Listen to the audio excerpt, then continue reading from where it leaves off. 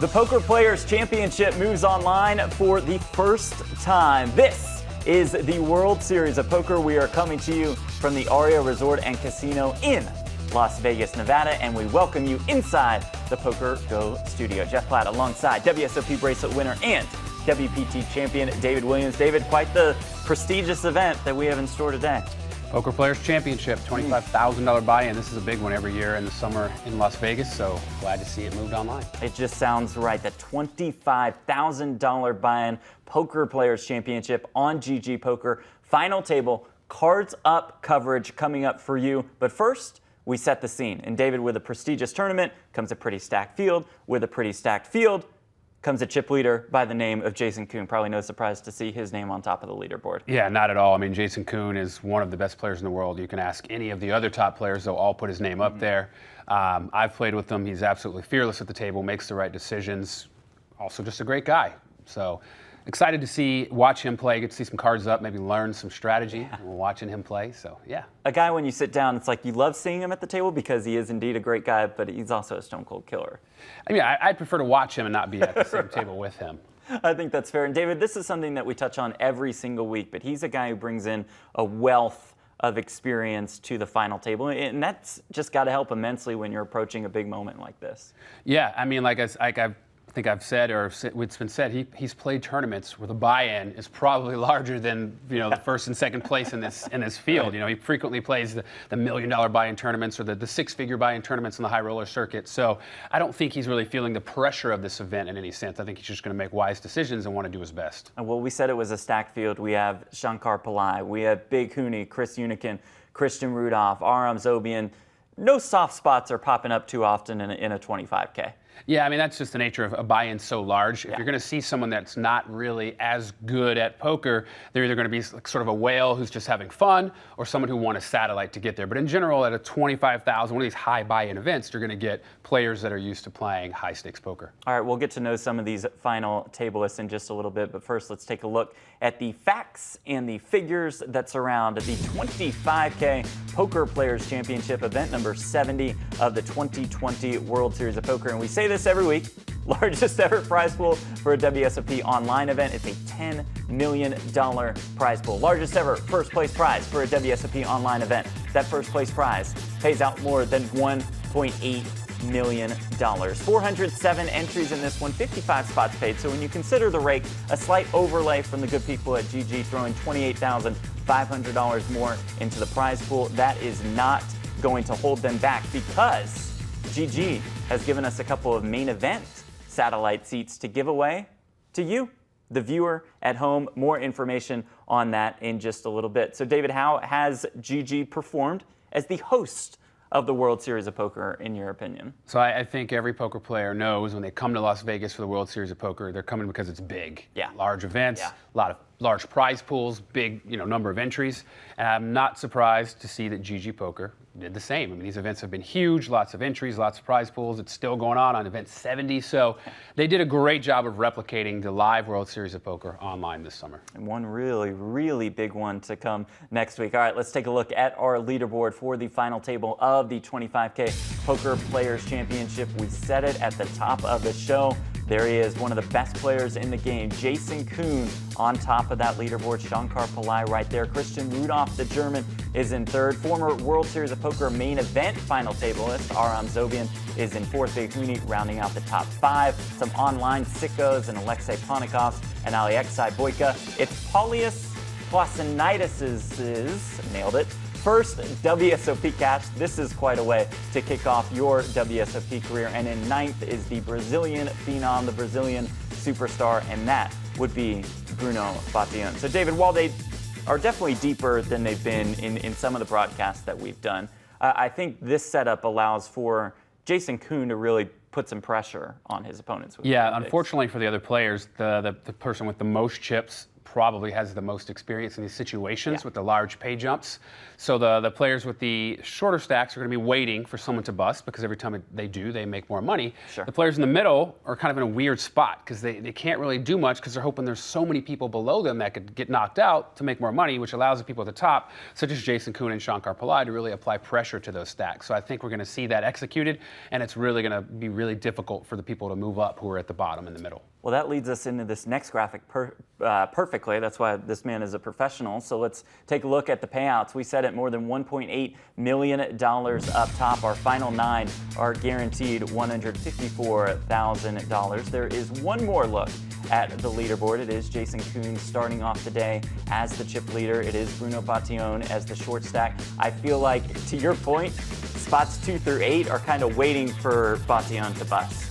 Well, not necessarily 2. I mean, the difference in 2 and Jason Koon and Shankar stack is minimal, 5 big blinds. All it takes is Jason to fold one hand, Shankar raises, picks up some blinds. Sure. He flip-flops with chip leader. But yeah, the pressure is really on those middle stacks, because if you're at the bottom, you know, you don't have much to lose anyway, you know. But if you're, you know, say 4, 5, 6, 7, you really would hate to bust before those guys in 8 and 9 bust. So yeah, it's going to be pretty difficult for those guys. Yeah, that first pay jump is worth about $55,000, and they only escalate from there. Again, more than $1.8 million up top, in addition to a World Series of Poker Europe package. They're paying for your main event buy-in, your flight, and your hotel. All right, what do you say we get to know some of these guys? We know Jason Koon pretty well, but he is our chip leader for this event. So we have to start off our bio boards with Jason Koon. Number 9 on the all-time money list, more than $31 million in live tournament earnings. Originally from Charleston, lives in Vancouver, does have a place in Vegas, so he can hit up Las Vegas for all the big high rollers. This is his 8th World Series of Poker final table. Jason Koon, just one of the best of the best. Yeah, I'm actually surprised to learn he doesn't have a World Series of Poker bracelet already. I kind of just assumed that. But to find out he doesn't, maybe today's the day. Maybe it is. His best finish in the series was a second place finish in the 2012 3K No Limit / Pot Limit Omaha Heads Up Mix. We had discussed that a couple weeks ago. He lost to Leap Force. Still about $2 million in World Series of Poker tournament earnings. But let's take a look at one of the hands that helped Jason Koon get to where he is right now. This hand came with 10 left in the Poker Players Championship, so they are on the final table bubble at this point, and we see Alexei Ponikaz with the ace-5 of clubs just limp in the cutoff there. Yeah, I mean, I think he's trying to play cautious here on the final table bubble. Wants to play the hand, but doesn't want to put too many chips in the pot. I personally probably would have raised there, put some pressure on my opponents. Jack Salter and Jason Koon in the mix from the blinds. It comes Jack 9 deuce with 2 clubs, so Alexei flops the ace-5 flush draw. It's a pair of 9s for Koon, nothing really doing for Jack Salter. $362,500 in the pot. It checks around to Alexei. In position, likely the best hand, best draw. Pretty standard bet here from Alexei. Alexei. Well, he bets 1/3 pot there. Jason Koon not going anywhere here. Yeah, middle pair. You're going to call, see what your opponent does on the turn, see what comes, might improve. The turn is a 10, so Koon does pick up the open-ended straight draw. You will check one more time. It is a danger straight, though, because if you do hit a 7, sure, you know, you only have a 1-card straight, and if you hit the top side of it, you can't love it. Still fairly dangerous. Alexei bets about 60% pot at this point. Jason Koon does make the call, and bingo, bango, bongo, as they say. 4 of clubs on the river. Easy game if you're Alexei Ponikaz. Now just the question is, how much value does he look for? He'll fire about 1.1 million. Yeah, and you can see, I think, Koon here, one of the other benefits of calling the turn is your opponent might slow down and check the river. His opponent decided to continue here. You can't really love your 3rd pair. So many hands that you beat to, it's not really worth the risk, I think, to look it up for 1 million chips. And he does lay it down, and Alexei Ponikaz does pick up the pot. I mean, listen, for those of you who are pretty new to the game, who are just starting things out, I think it's safe to say that big folds are just as important as your big calls and your all-in. Yeah, I mean, it's not always about showing a hand where someone just calls and they were either right or they had the best hand. I mean, sometimes, you know, you got to lay down the best, or you got to lay down the worst, and you got to fold when you're behind. He put money in the pot when he was ahead and wisely figured out he was beat and decided to fold. Second in chips from the great state of New York. The Americans running 1 and 2 on the leaderboard for this one. That would be Shankar Pillai. He is looking for his 3rd WSOP bracelet. He won the 3K in 2007 and then won the bracelet winners only event last year for about $72,000. This is his 43rd World Series of Poker cash, his 4th career WSOP final table. I imagine you've run into Shankar plenty throughout your career. Very familiar with him. Really tough player, really good player, so not surprised to see him here. I didn't know he went to play this event, but did travel after a good run in the WSOP.com bracelet events, his 13th cash of the 2020 online series. His featured hand also came on the final table bubble when there were 10 players left. We take you back to that exact same table with Jason Koon, with Jack Salter, with Bruno Batillon, with Alexei Panikov. And we start this one with Shankar, who plays under the screen name Saquon, or Saquon Barkley, raising it up to 320K. It's Salter with 8s here. It's Salter on a short stack. It's pretty standard from Salter. Yeah, I mean, both these hands play themselves. You're 5-handed, you've got ace-jack suited, standard raise. Yeah. You got 2 8s. What are you going to do? You know, you don't want to call, and then there's so many overcards that can come, and your opponent's likely to be opening a lot of hands, so he decides to just basically shove. He leaves 80 in. Right, just in case an elimination goes down at the other table, you pick up a pay jump. Exactly. But with that 80K left, he will have to call it off after using one of those great GG OMG emotes. So it's Saquon with the ace-jack of clubs. It's Jack Salter with the 8s. Yeah, that's actually just like an online kind of tip there. He's giving the chance of someone else at their table to bust. Right. So maybe and he does he bust, ladders, he makes 30K or 40K. Ladders up and gets 8th place, 9th place instead of 10th, if things go wrong. It's a pretty poor flop if you're Jack Salter, as it comes ace, king, 6. Salter needing an 8 on the river. It does not come. He waves goodbye, and it's Jack Salter eliminated in 10th place. So Shankar doesn't have the resume that Jason Koon has, but this is a he's got 2 bracelets. Capable player, right? He's got 2 bracelets, which not to say bracelets are what you have to have, you know, but I mean that means a lot. But Shankar is a very good player, and I would not be surprised to see if he took this down. Very strong player, very well respected player, as is our 3rd place player entering today, and that would be Christian Rudolph out of Germany. Enters the day with more than 5.5 million in chips, studied geotechnology in school, career tournament earnings of more than $2 million. He is an online sicko as well. This is his 4th WSOP final table. He finished 2nd at the World Series of Poker Europe, 25K for more than $500,000. And David, whenever you see a German at the final table, you got to be wary, you got to be cautious. Especially a high buy-in tournament, 25K and higher, yes. I'm not super familiar with Christian Rudolph, but I'm not surprised to hear he's sort of known in the online or the high roller circuit, either one, so yeah.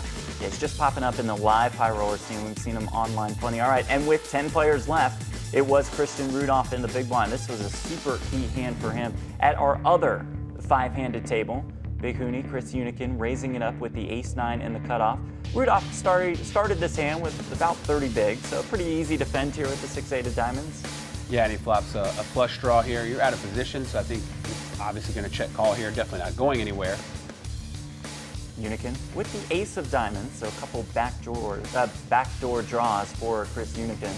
He'll check back 10 of diamonds on the turn, so it is the flush for Christian Rudolph. It is the ace-high flush draw for Chris Hunichen, 615K in the pot here, and Rudolph decides to lead for 1/3 pot.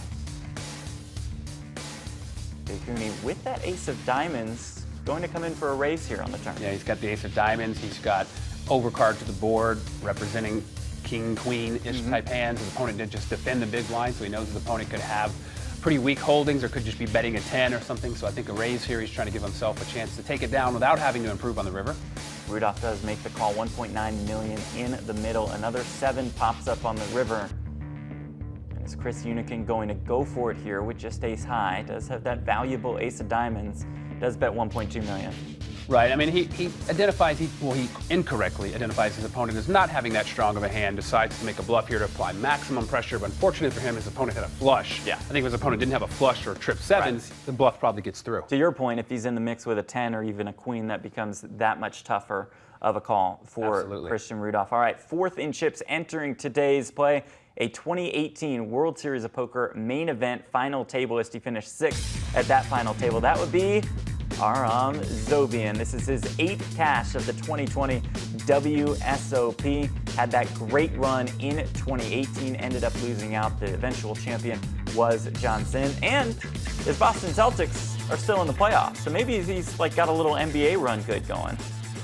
I can't say for how long, but right. But they made it through the first round, right? So. Yeah, it might be a shorter second round for the Celts against the defending champs. So let's get to his featured hand. It came with 11 players left in the tournament. Zobian with 40 big blinds in the small blind for this one. Folds around to Chris Hunichen. On the button with the 6-3 of spades. Pretty decent stack. He'll make it 200K.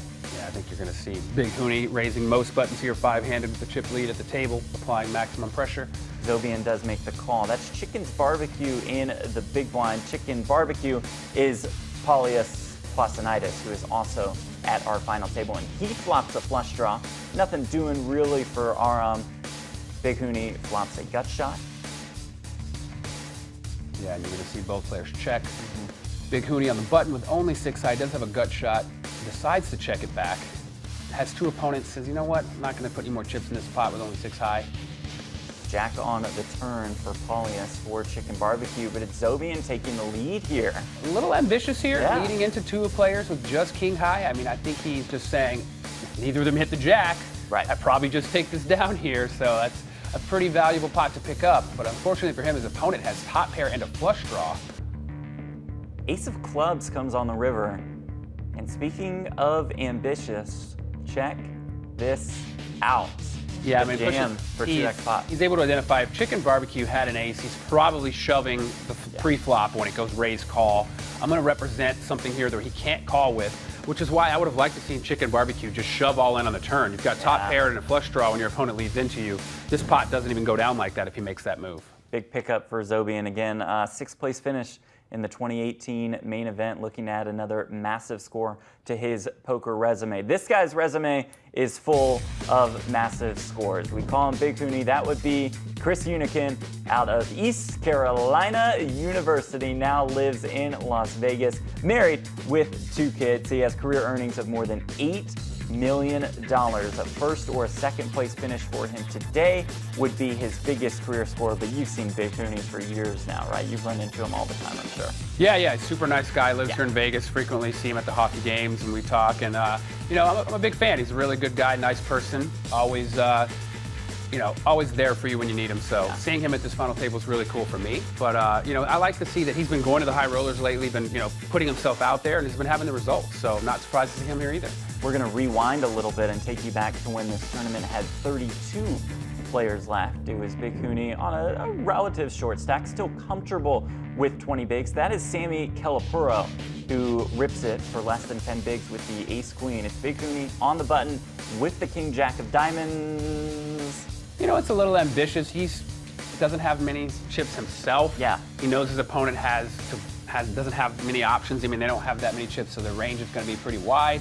He decides to rip it himself. I mean, you don't want to just call 600,000 and leave 600 behind, so he's just going to put it all in. David Peters in the small blind barely has any chips himself, so you're not really worried about him, and you don't want the big blind in there. Big blind, too, is also relatively short, so we have an all-in, an all-in, and an all-in. And that's a pretty good flop, folks. If you're Chris Hunichen with the king-jack going up against the ace-queen, we'll squeeze it, see if one of the 2 remaining aces pop up. It is a none across. We saw the big blind did have an ace too, so it's actually an even better spot than you could imagine. I mean, that's just one of those things where you get pretty lucky. You hit the king there, you've got 2 opponents drawn almost dead, but it goes the other way. If they hit the ace there, then you're in trouble yourself. So he got it in, not so good, but it worked out for him. Sometimes that's part of a poker tournament, right? I mean, you got to win your flips, your 60-40s, your 40-60s, all of it, just to have a shot at the final table. All right, we've discussed him plenty. You've seen him in some of our featured hands. Let's talk about Alexei Ponikovs, who enters this final table with almost 4 million in chips out of Latvia. 6th place. Oh, resides in Estonia, originally from Latvia. Career earnings of more than $400,000. This is his 10th World Series of Poker cash, but his first World Series of Poker final table. Let's get right to his featured hand. It came with 13 players left, and it folded to Alexei in the small blind. So blind versus blind that you're about to see here. Alexei Ponikovs versus Hamburger That is John Thrower. Hamburger, pretty short stack that Alexei decides to limp in the small blind. Comes Jack, Jack 10, jacks and 10s for John Thrower. Alexei has the king of diamonds, so a couple nice backdoor draws for him. He bets the minimum. Yeah, the limp lead is kind of a thing you see very often. Yeah. Like, oh, my opponent doesn't have much. I'm just going to lead. They probably give it up. He ran into the 10. Which decides to raise to 225K, and Alexei not going anywhere, makes the call. Does turn a gut shot here. Pretty ambitious call. Yeah. With the king high. Your opponent could have a jack, and you're almost dead. Alexei checks. People don't usually raise you there with total air. True. Thrower checks back. Six of spades on the river.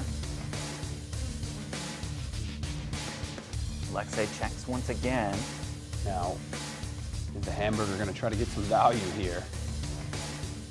The answer is yes for half pot. And it's Alexei with king high in the tank. I think the reason we're watching this hand, I Yep. thought he was going to make a move and jam it in, but he decided to just call him with king high incorrectly, but I guess he's still here, so. That's true. That's true. But I think that shows us he is not going to be scared. And then you wonder if some of the other players at the final table have picked up on that and are considering that when planning future river value bets. Yeah, I mean, I don't know Or if they've bluff. seen that hand yet. I Sure. don't know if they went back or if they're watching this broadcast and if it'll catch up. But unfortunately for him, he only has 19 big blinds, so Yeah. you don't have a lot of chips to kind of make those ambitious raises and calls with. So we may not see a lot of that from him at this final table. All right, next up, he's an online legend, to say the least. We know him as Blade Runner 1. We're about to know him as Alexei Boyka, who enters this final table with more than 3.2 million in chips. Born in Belarus, lives in Russia. This is his 8th cash of the 2020 World Series of Poker. He won the EPT Malta main back in 2016. I mean, this guy's just one of the many online sickos out there, I feel like. Yeah, I'm personally not familiar with him, but I don't play that much online poker Yeah. anymore. Living in America, we Right. don't A really little play tougher with for us, WSOP.com, but yeah, I mean, I've definitely heard his name, and 16 big blinds again, though. He's kind of in that same pressure spot where he's going to want one of the smaller stacks to bust out before he really makes any moves. So unless he gets into a cooler, picks up a monster hand, I don't think we're going to see many hands being played from him at the beginning. All right, with 19 players left, this was a pretty key hand for Boyka, to say the very least. He was in the small blind again. He plays as Blade Runner 1. This is entree vault in the cutoff with 40 bigs, pretty standard raise with the ace-10 of hearts. Two kings, just what you want to see when So you're pretty. deep in the tournament. Off about a 30 big stack to start this hand. He'll come in with a 3-bet, about 3.5x or so. Your ace-10 here. You can go either way. You could give this hand up. You are 6-handed, so unlikely. You were raising from the cutoff. You could call. You could jam if you want. It's unlikely you want to jam here because you're really only getting called if you're crushed. He decides to call, and unfortunately for him, he gets a flop that's going to commit him. Right, as it comes 9-9-7 with 2 hearts. So entree vault flops the ace-high flush draw. Blade Runner's kings are best. He does lead for about 1/3 pot.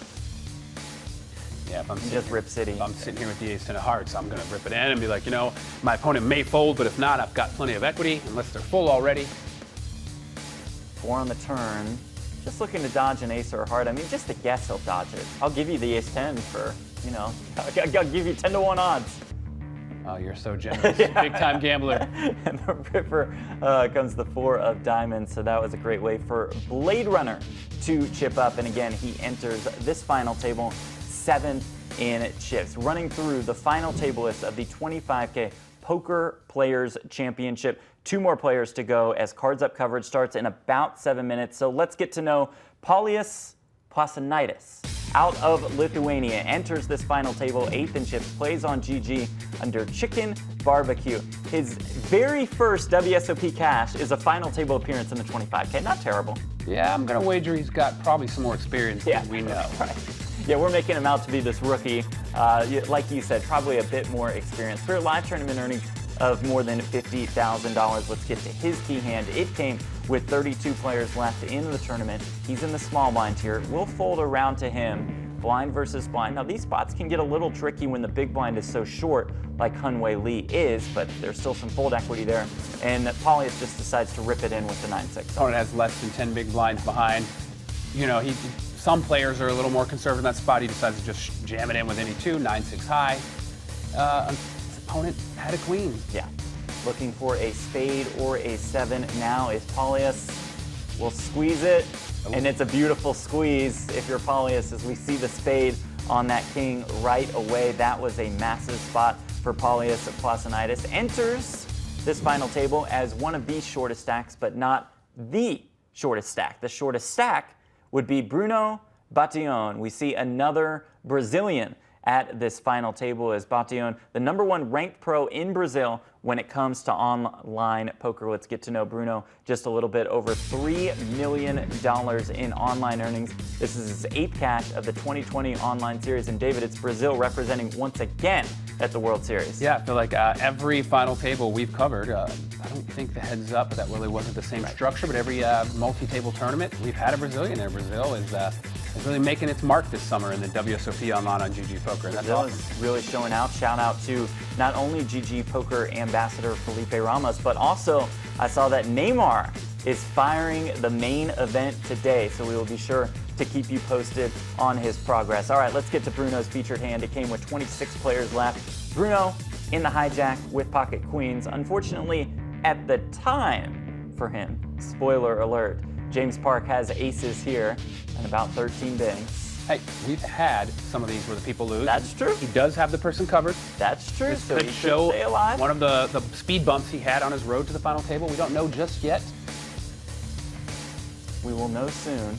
Queens versus aces. Buries the queen on the flop. Jack Salter, we see big fan of the emojis. Love the emoji usage. It's not going to be an ace on the river. It is going to be a double up for Bruno Batillon. All right, so we have met all of our final tablists. We have met all of our potential Poker Players Championship winners in 2020. Let's take a look back at the history of this event, and a very prestigious event at that. It is played as a 50K mixed game event in Las Vegas, Nevada. Chip Reese won the inaugural event, so they've named the trophy fittingly after him. It is now the Chip Reese Trophy. We'll save that one for the 50K Poker Players Championship in Las Vegas. And David, what always stands out to me about this event is that Michael Mizrachi has won the thing 3 times. Yeah, man. I mean, he is just a phenom, and it's just crazy to see. You know, he's one of my closest friends in poker. We've been tight since we both came on the scene. Seeing his success in poker, specifically in this event, is just inspiring. I mean, it's just unbelievable what he does to this field every time, because it's not an easy field, and it's not just no limit hold'em, as you say. It's always a mixed game format, so you have to truly be good at all forms of poker. For someone to do that 3 years out of it's only been in existence for 12 or 13. Yeah. That's pretty dang impressive. Ask him for his secrets on winning the Poker Players Championship and get back to me on that one. All right, before we wrap up, so we have a giveaway in place thanks to the good people at GGPoker. They are going to give away 4 $250 satellite seats into the main event. That's a 5K buy-in. That's a $25 million guarantee. 4 satellite seats. It does not start yet. I'll let you know when it does. But every time you hear David Williams or I say the phrase, life is good on GGPoker. There it is. There's today's phrase. Life is good on GGPoker. Do those 2 count? Mark it down. They do not count. You just said it twice. They do not count. So I'll let you zero. know when it starts. We're still at 0. But about an hour into this tournament, we're going to stop. You're going to submit the correct answer in the Twitch chat. The GGPoker mods will let you know on specifics there. So life is good on GGPoker. We have not started yet. I will give the magic command. No, we're still at 0. You keep track of it. You let us know at the end of the hour or so how often we said it. That giveaway competition starts right now. Do you want to offer up phrase number 1? Sure. Life is good on GGPoker. And so now we are at 1. Be sure to keep track of that. All right, how about one final look at the leaderboard before we get this final table started? It is one that has Jason Koon's name on top of it. Koon with about 8 million in chips. That's about 40 bigs. Shankar Pillai right there with 34 big blinds. The German Christian Rudolph in 3rd. The former World Series of Poker main event final tableist Aram Zobian is in 4th place. Big Huni Chris Hunichen is in 5th. We have Alexei Ponikov, Alexei Boyka, Paulius Plasanidis out of Lithuania in 8th. Bruno Batillon in 9th. So Batillon enters this final table, David, with less than 10 bigs. Kind of all eyes on him for you, at least at the beginning of this final table.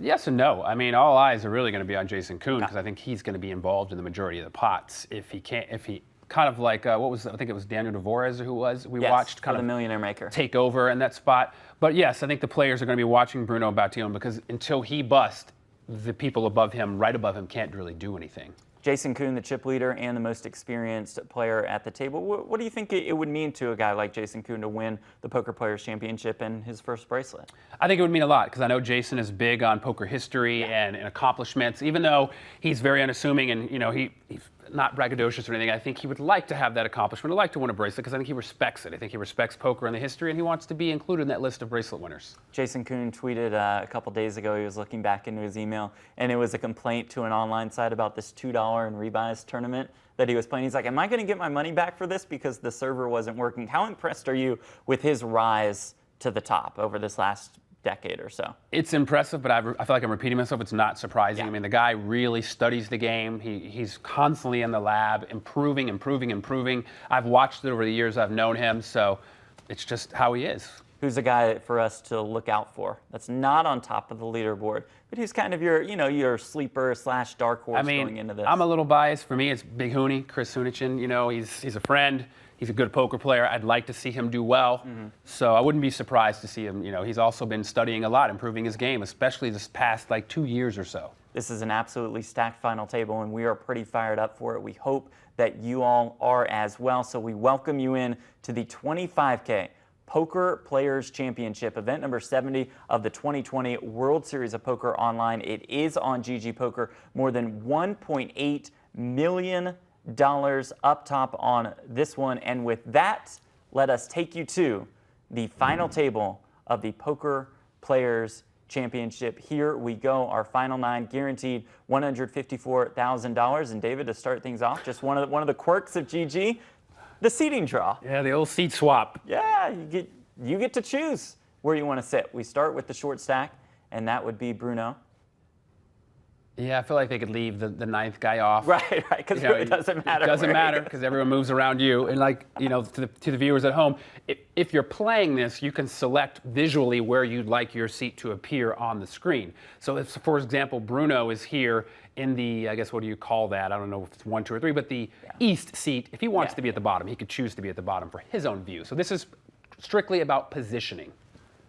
Another thing that GG does differently at final tables, the level length is dictated not by time, but by number of hands, and that would be 30 hands per level, which I kind of like. I like it a lot because it prevents sort of stalling to kind of let the blinds go up. Maybe you see the time going and you want to set it to where the big blind hits the person before you or any of that goofiness. It's out the window. It's 30 hands. Just play your hands. Jason Koon is our chip leader. You see him with more than 7.8 million in chips.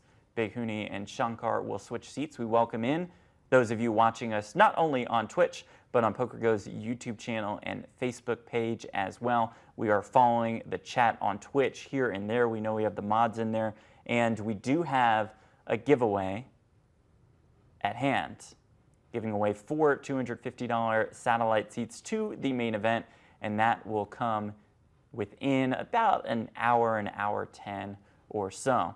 Shankar Pillai, as we are almost done with the seating draw, big New York Giants fan. See Saquon Barkley there. He plays under the screen name Saquon on GG. And finally, it is Jason Koon's decision. Where does he want to go? Makes sense that he wants to be to Shankar's left. Yeah, I mean, I think it's pretty brutal because this whole seat swap thing at the end of the day, for me, I think the optimal spot is chip leader just ends on the left of the second place guy.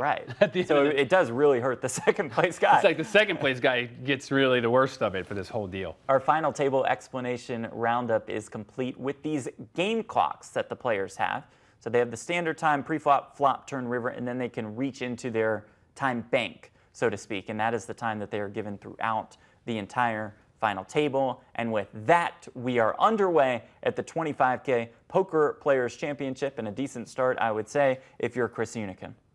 Yeah, ace king in the small blind against the second place stack.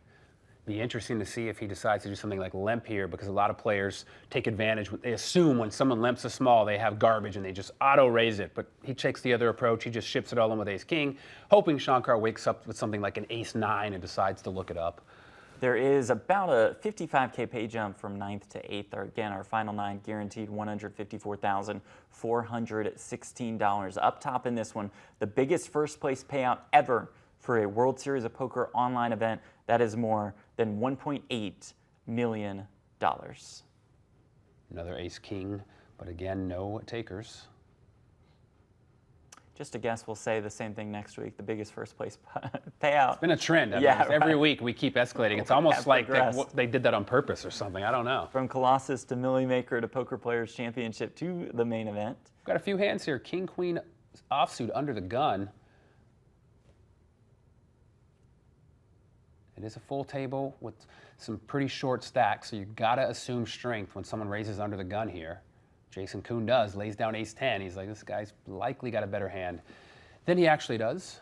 It is Alexei Ponikov's out of Latvia, 6th in chips. By the way, sold off 45% of his action on the GGPoker staking platform, so I'm sure he has a lot of viewers that are very, very attuned to this final table action. That is so cool that you can actually sell pieces of yourself within the site. You don't have to deal with collecting and paying out, and it's totally transparent, it's totally safe. Really cool. I'd be excited to see other sites adopt that.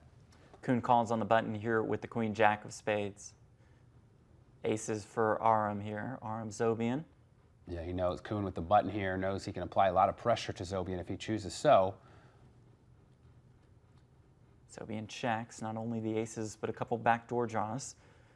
Koon backdoor Broadway draw, backdoor flush draw, 1.4 million in the middle. Koon will fire 351K. I don't think we're going to see Zobian go anywhere. I imagine he was checking to keep the pot small. Uh-oh. King of spades on the turn, though. A lot of possibilities now for Koon with a 10 or a spade to give him the nuts. More than 2.1 million in this pot. I mean, the 10 would give him the nuts. The spade would give him a queen high flush, which in Hold'em is might as well be. Right. Zobian checks again. Wow. Koon will check back. Jason Koon will river the flush. Quite a start to this tournament for our chip leader.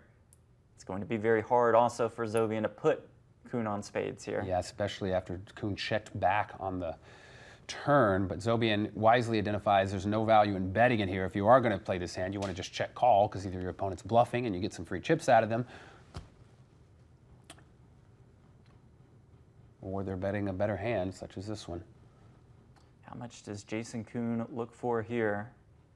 Overbet. How about the overbet for almost 2.7 million, just putting max pressure on Zobian? That might actually be good for Zobian, because it might allow him to get off. His kicker's not very strong. If Jason Koon called you with an ace, your ace is probably beat. In addition to two pairs and flushes, I think we might see Zobian get away from this, especially considering the stack sizes, the short stacks here.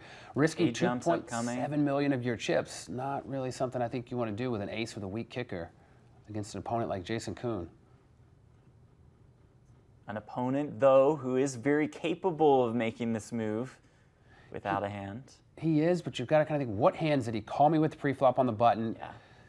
Bet that flop when I check to him. Like, what could he have? Does he have just a stone airball? Is he doing this with like 2 10s, 2 jacks? Would he play them like this? Would he have not 3-bet me pre-flop? These are the questions you've got to think about if you're Aram. In the tank here, 6.5 minutes left in his final table clock. And he lays it down. Does lay it down. Plenty of signature moments for Jason Koon in his career, including his showing at the 2018 Super High Roller Bowl. All in.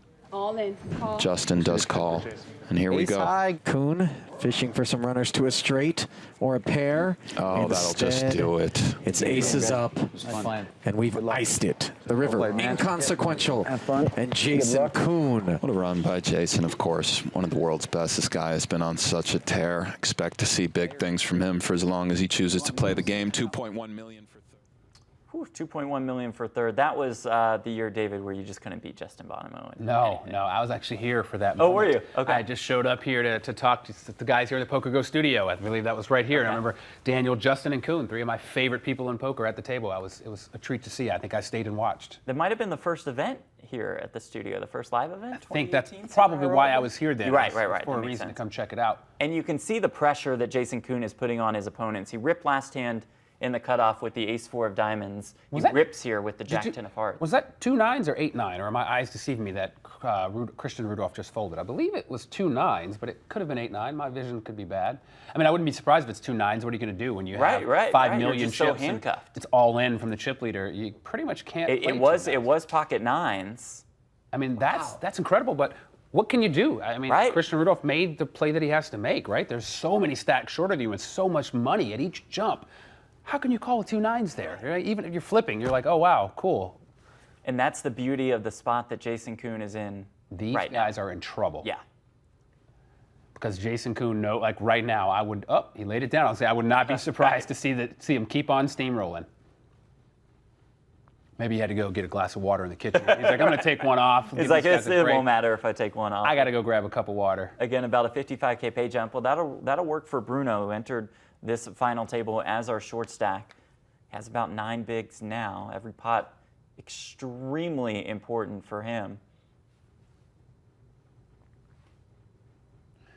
The difference also is who's in the big blind into these hands, which also determines kind of what Jason does with his stack here. Not just who, but the stack size also. Big Huni gets a walk here. 25K Poker Players Championship on GGPoker. Jeff Platt alongside David Williams. Thank you all for being here with us today. We played down to a champion. 407 entries. They played down to 9 on Sunday. It's tough with a couple of deuces here because you know if you get called, unless they got ace deuce, you're not in great shape. He will commit himself here and he will take it down. Decides to go for it. No takers. Inching closer to at least 8th place on the leaderboard. See Kevin Martin in the chat. Very popular poker streamer, to say the least. He's had a couple of runs on GG. Tried to get Phil Helmuth set up to stream some of his World Series of Poker main event action, and then the internet went down on the 15-time World Series of Poker bracelet winner, and good game to Phil. Polyus with ace-7. Big Huni with ace-jack on the button. Polyus folds. Yeah, I mean, he's in, what, 8th right now, but the stack right above you and right below you are effectively the same. You know, the guy in 7th is about to take the big blind. Ace-7, you got 3 opponents with lots of chips. It's kind of a tough spot. He gives it up. Big Huni with ace-jack. Not that tough for him. Chris Hunichen with more than $8 million in live tournament earnings. Plenty, to say the least, in online earnings. Couple of jacks for Shankar. On the button, under the gun raise. From Alexei. It's confusing because there's also Alexei. Yeah. We'll go Alexei and Alexei. Yeah. I'm going to go with Blade Runner. Oh, 10s and 5s for Alexei Ponikovs. Shankar leads with the jacks. Yeah, and he got tricky just calling pre-flop.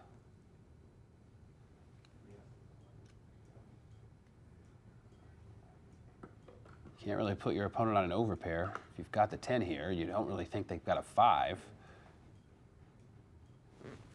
Shankar firing 400,000.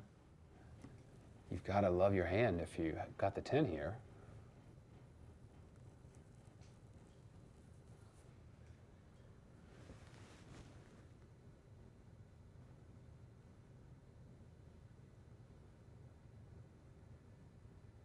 I don't think he's considering a fold. I think he's considering, is he calling, is he raising, planning future streets, what cards he wants to see. Not that you can control that, but how you're going to act accordingly. There's a check raise to 1 million.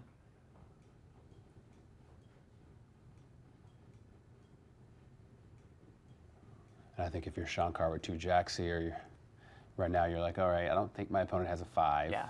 Does he have an overpair? Does he have a 10? It's most likely he has a 10, but he could have something like queens or kings. I mean, he did raise under the gun. It's not unlikely. The check raise is a little suspect. That also include club draws in his range.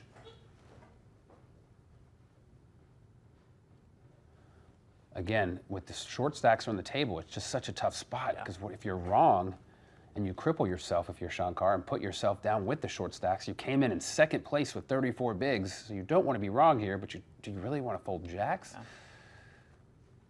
Really tough spot for him with the 2 jacks here.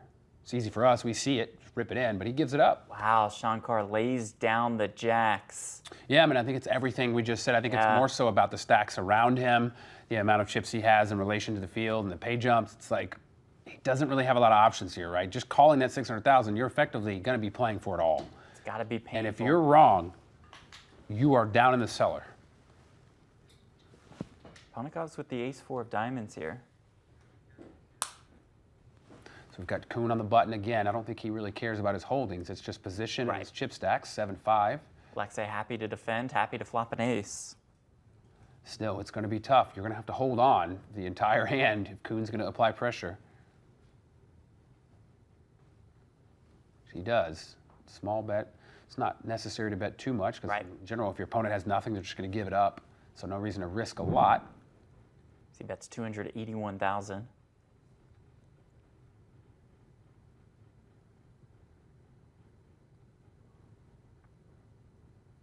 Eight of spades on the turn. Flush draw now for Koon. Gut shot now for Koon. I've seen this story before.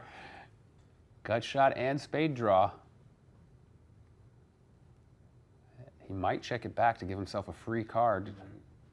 Not have to risk any chips to give himself a shot to make either of those hands, although he can't really be confident if he does make the flush, it's the best hand, unlike that other flush.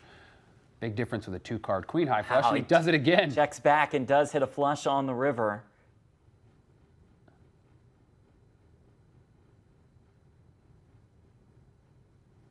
I think we're likely going to see check here. You can't really bet and expect to get called with the ace. You don't want to turn your hand into a bluff, and it's hard to bet the 7 high flush for value. He might. He is Jason Koon. He does. He's a lot better player than I am, so I don't see a lot of value in betting this, but he does. But Jason Koon does. Some value. Bet 675,000. I think he identified that if his opponent had an actual flush, he's probably playing the hand differently at some point. I don't see a lot of hands paying you off that you beat, but hey, his opponent does have one that if he does call, he correctly targeted. So that's why I said I was excited to watch Jason play. We're going to learn some things here.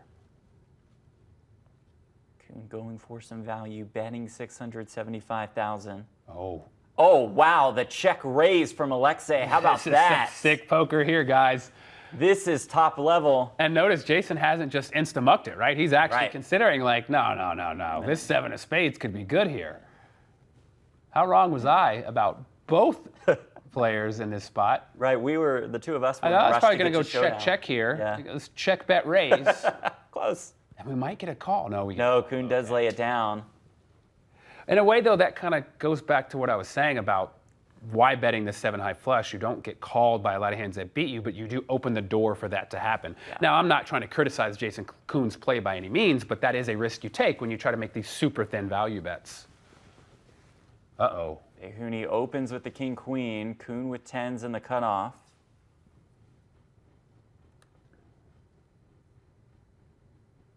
What a play by Alexei, though. Yeah, that was strong. Koon will rip it here. And I think that just goes to say Alexei wisely figured out that, my opponent is going to value bet thin. So to combat that, I'm going to try to put some pressure on. Yeah. Jason Koon does take down that pot. Jason Koon with more than 9 million in chips. He is 9th on the all-time money list with more than $31 million in career live tournament earnings. Got a few aces for the short stacks here. He gives it up. Our new second place stack. Feeling good, feeling confident. I imagine we see a raise here on the button. Yeah. Queen high, you got a guy with about 10 bigs in the big blind. And that guy with about 10 bigs has ace-8. And I don't see how you can fold that here. You've got 10 bigs at a full table. Right, you're the shortest stack, yeah. Yep. He does rip it here. And we get a fold from the queen high. It's always got to feel good when you got the ace-8 and you don't get called. You don't have to win. You just take it down pre-flop. Life is good on GGPoker for Bruno. Yes, it is. You go from the cellar to 7th place. Here he comes, moving up the ladder. As he rips it there, small blind versus big blind, Zobian has to fold. He's won double from 2nd place. True. That's incredible. Interesting distribution here. Paulius is now the short stack. He has ace-10 in the big blind. Alexei with the queen-jack of diamonds will just rip. Wow, real tough for the ace-10s to play when somebody just rips it in middle position here. I think if you're Paulius with 10 bigs, it could go either way here. I mean, if it was from the button, I think almost certainly, but you know, you did just pay the big blind. Once you get through the small, you get almost a full round of hands. Give some other people a chance to make a mistake or get coolered. Yeah. You move up. He is going to lay it down. It's much better to be the one shoving it in than calling it off. Alexei Ponikov with the win. Let's Hi, get everyone. to know Alexei a little bit. Summer is nearing its end, much like World Series of Poker, and I'm glad to have opportunity to compete for the bracelet at the end of this series. It's really nice. For those who are not familiar with me, my name is Alexei. I've been playing poker for 10 years. This year I set myself a goal to play more super high roller tournaments. Let's see, is it a good idea or not? But now I'm totally confident in myself and the victory of this tournament because of power of Bryn Kenny, at least for 9.8% with me. And thanks for all who buy pieces from me on regular basis. I'm glad to have opportunity to win some money for you as well. Good luck, other final table participants. Shuffle up and deal. Nice, I love it. Wholesome content there. I like that. I got a good feeling about it. Alexei for sending in that video. I love these videos, though. They give us kind of like more about the introduction. person than just an icon of Gandhi playing poker, not like Gandhi, right? Like, we actually get to see what kind of people these guys are, and I really like these videos. So. And Alexei said it. He sold off 45% of his action on the GGPoker staking platform. Those investors are in pretty good shape right now. Shankar will just limp in blind versus blind. Jason with the 6 high. Checks it back. Got shot for Shankar. A couple other players sold action on the platform, including Bruno Batillon, who sold 30% off.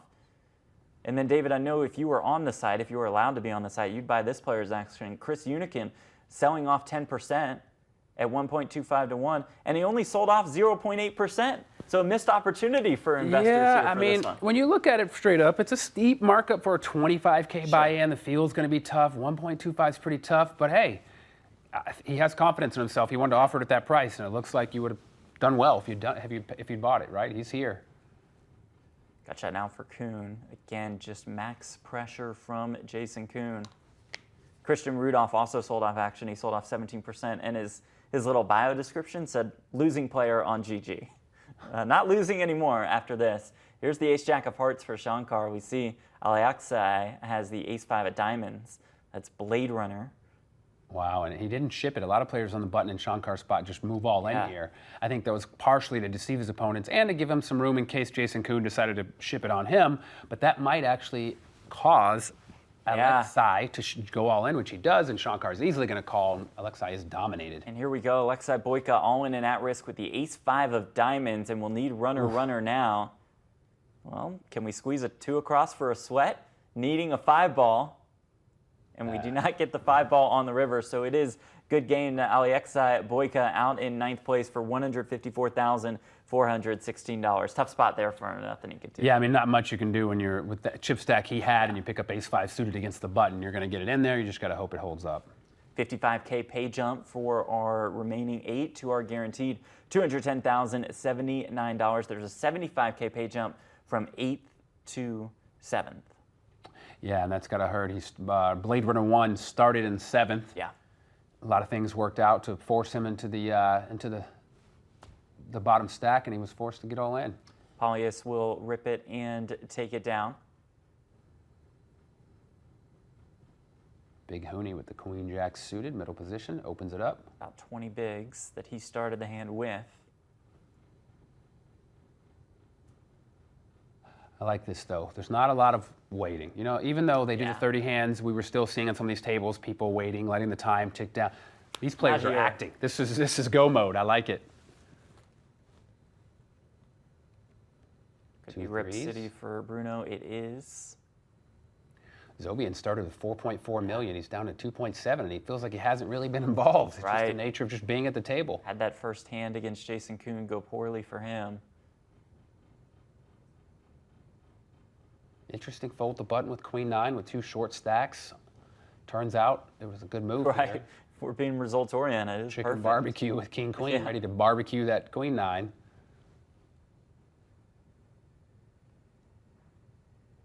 It's one of those spots your opponent has, what, 10 and a half, 11 big blinds. You know that they're unlikely to have that strong of a hand. He decides to make a raise. Luckily for him, it wasn't what a lot of people do, which is just jam and put Right. pressure. I mean, we even saw that with chicken barbecue in a hand we watched in the replay. He made a raise where he did have enough where he could fold, and And Zobian could raise small there. It could kind of accomplish a lot. He's still going to get a lot of folds. Doesn't get a fold there and does become our short stack. always feels good to get a walk with Oh, 7-3 man. in the Yeah, big blind. the final table Life of is 25K. good on GGPoker.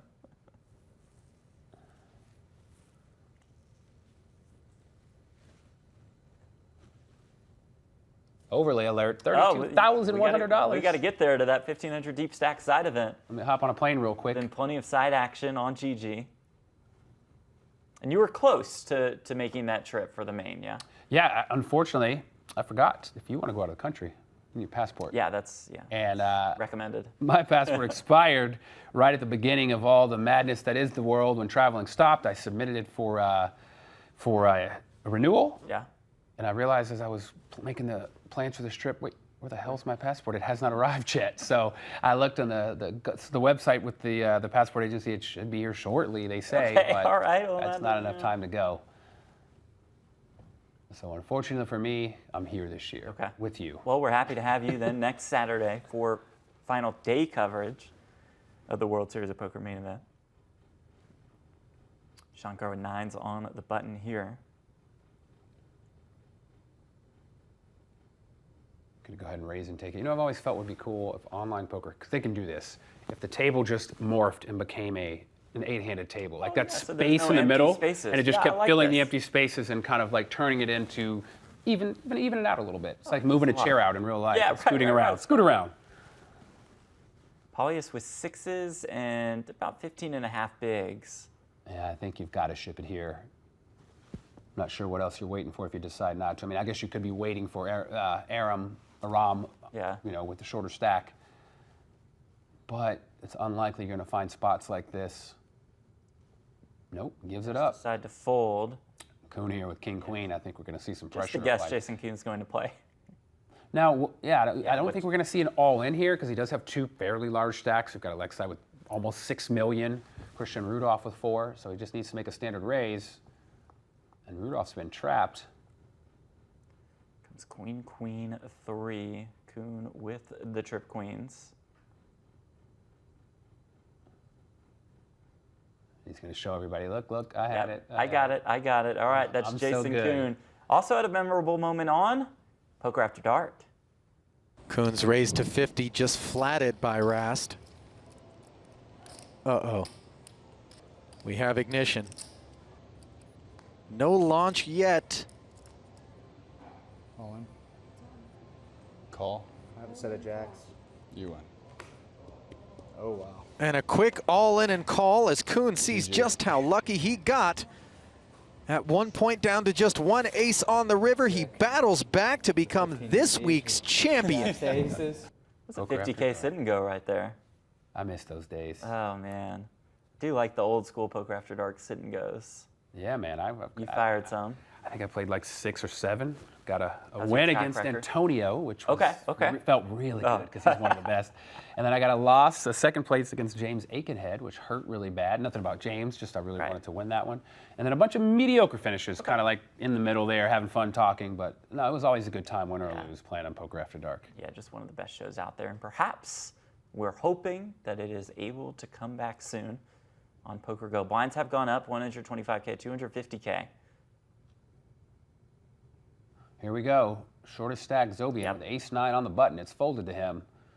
You don't shove here. I don't know what you're waiting for, yeah. There's that shove. It will get it through. So Jason Koon basically where he was to start play today with 40 bigs. Shankar Pillai basically where he was to start play today with 34 bigs. Christian RUDOLPH has fallen off a little bit. He started the day in third. Big Huni with jacks here in the small blind. Another jam. He's from the school of just hope my opponent wakes up with something to make a loose call with. We've seen that both times with ace, king, and jacks. A lot of players try to limp and trap their opponent or make a small raise and induce a re-raise, but not today. And to your point earlier, a lot of players are shoving a relatively wide range, small blind versus big Yeah, blinds. you catch So your depending opponent there on with that something strong, like king, jack suited, that you might get a call and have them dominated. Alexi raises. Alexi takes it down with the ace-queen. Alexi Ponikaz with career live tournament earnings of more than $400,000. This is his fourth cash of the 2020 WSOP and his very first World Series of Poker final table. Yeah, these are the hands I want to see. Yeah. Blind versus blind, Koon versus the other big stack, one of the other big stacks with a mediocre holdings. What's he going to do? And he's going to raise and take it. I imagine Alexi has to have some confidence after pulling off that check raise against Jason Koon. Yeah, and I think at the 30-minute mark, if he's able to load up the coverage, he'll find out what he did and really feel good. Bruno with two queens. Queens were good to Bruno as earlier in this tournament. In fact, on day one, late in day one, on Sunday, he got it in with queens against aces, was able to flop a queen. 12 bigs, but he elects not to shove. He makes a little small suspect raise under the gun. They won't figure that one out. And takes that pot down. Bruno up to about 3.5 million. Shankar with the ace-queen of hearts. Uh-oh. Jason Koon hasn't thrown away the king-10 yet. Might be getting a little feisty here. Nope. Just lay it down. Shankar Pillai, the two-time World Series of Poker bracelet winner. Won the 2007 3K for more than $527,000 and won the 2019 Bracelet Winners Only event for $72K. Did you play in that one last year? You know, I didn't. I'm trying to think why, though. I remember watching it. I think I had something I was doing at home because I remember watching the coverage and being like, man, I wish I could have played that because it looked like a fun event. Yeah. It wasn't super serious. Not to say the bracelet doesn't mean a lot, but it was just a more casual kind of atmosphere. I remember reading the coverage. People were having fun, joking. It just sounded like a really fun event.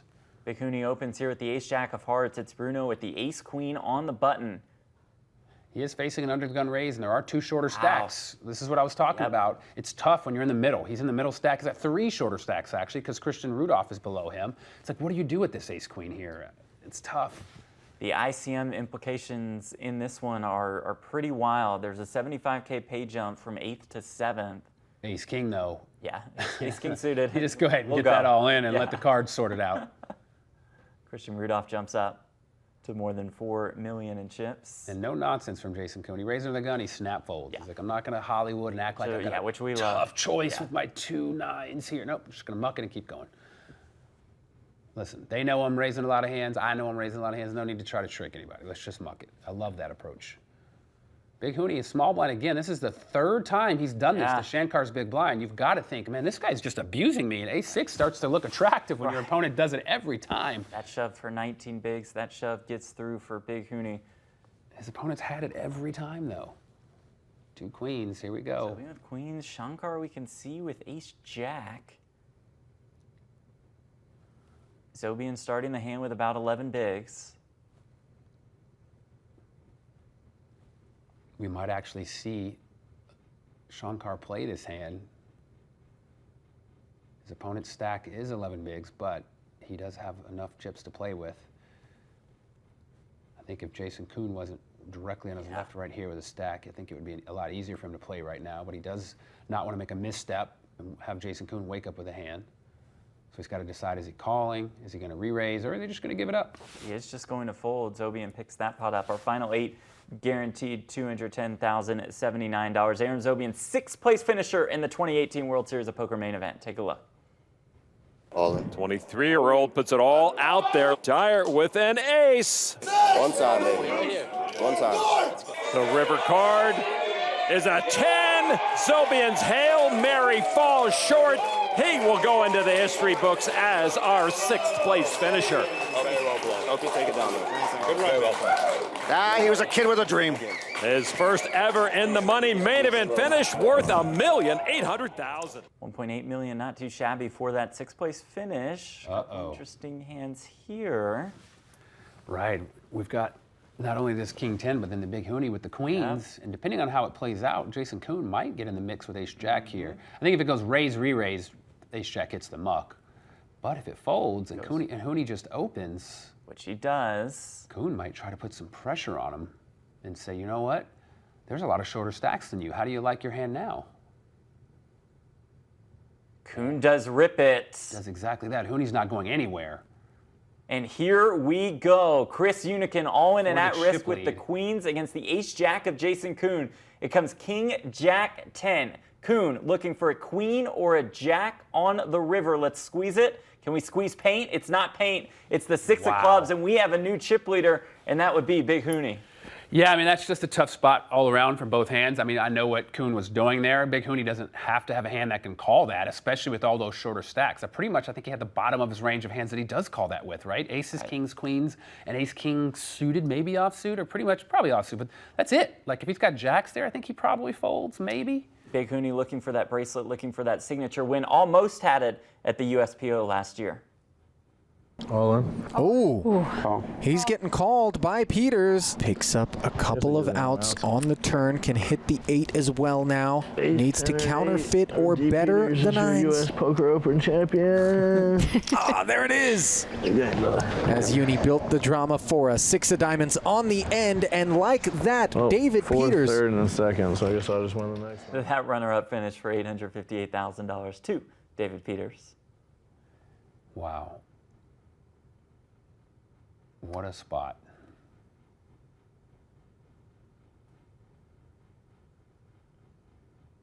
Don't count Jason Koon out, though. He won the next pot. He's already back up to $4 million. One double. He's right up in there. We saw David Peters win the 10K WSOP Heads-Up Championship, and we see Paulius calling it off with the King-9 of clubs here. Zobian had shoved with the 10-8 and does flop a 10. Paulius is going to need a king on the river. Now let's see if we squeeze paint for the sweat. 7%. It's a 7 of diamonds on the river, and that will do it for Paulius Plasanidis out of Lithuania. He finishes in 8th place for $210,079, a 75K pay jump for our final 7. Bruno started the day with 9 big blinds. Ladder. Up to the final 7. One more jump, and he will have more than doubled his money. Now let's see if Big Huni takes advantage of his stack. He doesn't. The button raises here, and he had an ace. He decided to just fold. Shankar defends the King-8 and flops top pair. Couple backdoor draws for Zobian. Does check back. It's 8s and 6s for Shankar. Shankar's got to feel good about his hand here. Gives his opponent some more rope to bet it again. If he was good on the flop, he's probably good now. Goes check, jack on the river. I think you've got to bet a little something for value here. It's not likely you get called by worse, but you can get looked up by some ace highs. You can't really suspect your opponent to bet that river for you if you check it to him. The bet is 1 million. Shankar takes it down. So a rough start at the beginning for Shankar. He had to fold the jacks, but he spun it back up. He's been able to maintain a comfortable 2nd place. I mean, and that's why he folded those jacks, right? When you're in these uncertain spots, sometimes it's better to err on the side of caution and wait for a better spot. That's what they say when they say wait for a better spot. He waited for a better spot, and he's done fine. This will be a spot here as Christian Rudolph raising with the ace-queen, effectively committing himself. It's Jason Koon who has tens in the big blind. Yep. All of it. And I believe Rudolph calls. Here we go. It's Jason Koon all in and at risk. Tens against ace-queen. Ace in the window. And look how close their stacks were. 61,000 separated those Jason stacks. Koon needs a 10 on the river. Oh, And it will not come. And just like that, from chip leader to out in 7th for $285,808 is Jason Koon. And that's just proof of how fast these tourneys can move, how unpredictable they are going in. Yeah, I mean, that's the nature of no limit hold'em, right? All it takes is just a few things to not go your way. One card changes and you have millions versus you being out. So really tough situation all around for him, especially the hand with the ace-jack. I mean, I don't really know what else you could do there. You just ran into 2 queens and didn't win the hand. Really just ran into it twice, and must be nice to be Christian Rudolph. Life is good on GGPoker for the German, no question about that. 6 players remain. The other players have to feel good about that. Probably their toughest opposition at the table eliminated. $388K guaranteed to our final 6. Big Huni over 11 million. Ace-9 for Alexi. 7 more hands in this level. He's approaching 50 bigs.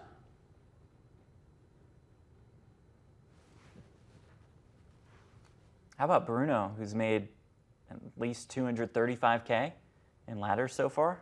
Yeah. I mean, I'll let you say the line for him, but... And you know he's thinking life is good on GGPoker. He's like, this is great. I just sit back and fold and collect the 6 figures. Zobian choosing to limp in with the Jack-10 off. Notice the limps aren't really getting attacked very much. When people do limp, no one's really raising, which is, I guess, why Big Huni's been shoving those small blinds against Shankar, because people aren't really attacking the limps. Usually you see a lot when someone limps a small, a big blind just has to raise it. Like, this guy's limping, his hand can't be good. But I guess now that people are limping good big hands, people realize that, and the game is adjusting. The game is always evolving, especially in high-stakes tournament poker. Absolutely. Big Huni with the gut shot here. Queen high is the best hand. Will the Jack-10 let him win it? He does. It's kind of a weird spot. Neither player can really bet here because no one's going to fold anything that you're beating.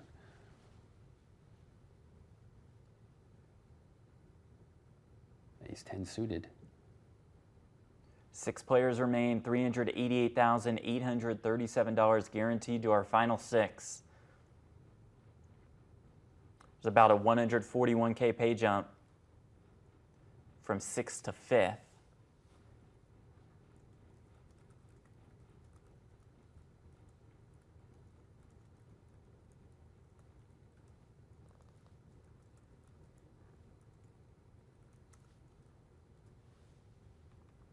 Christian Rudolph takes that one down, just ace high. Rudolph with the 10-9 of clubs here. Pretty looking hand, but unfortunately with the situation, can't really do much with it under the gun this deep in the tournament. Here's a situation for Bruno with 8 bigs. He's going to go with the ace-8. He's going to get this one through.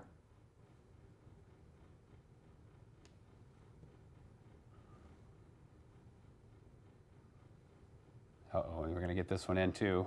That looks like it gets through also. Yeah. Ace-jack suited. 10 bigs. Commit himself here. So it's Chris Hunichen, our chip leader, with more than 11 million in chips. It's about 45 bigs at this point, at least for the next couple hands before blinds go up. 2 queens. Here we go.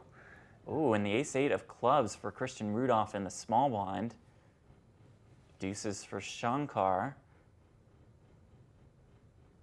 Interesting, if Shankar opens here, Bruno's going to shove and just take it down. But if Shankar folds, Bruno gets a spot at a full double. Absolutely. Because there's no way Christian Rudolph doesn't put them all in. That's the beauty of seeing all the cards in advance. Pretty key here, right, exactly. I imagine the 8-5 folds. We're going to see him put them all in. Rudolph will rip it. Bruno's so happy to call off with the queens. Queens versus the ace-8 of clubs for Christian Rudolph. It comes 9-6-5, open up some outs. Ooh. 7-ball on the turn for Christian Rudolph. We need an 8 for a tie? And it's, brutal. That's got to hurt. Another 7 on the river. That will do it for Bruno, out in 6 for $388,837. A great effort, great laddering, but that's max pain to end it. New chip leader, 50 big blinds for about one more hand for Christian Rudolph. 12.5 million chips. Rudolph entered the day third in chips, fell down to about the 5th or 6th spot, and has spun it back up. Oof.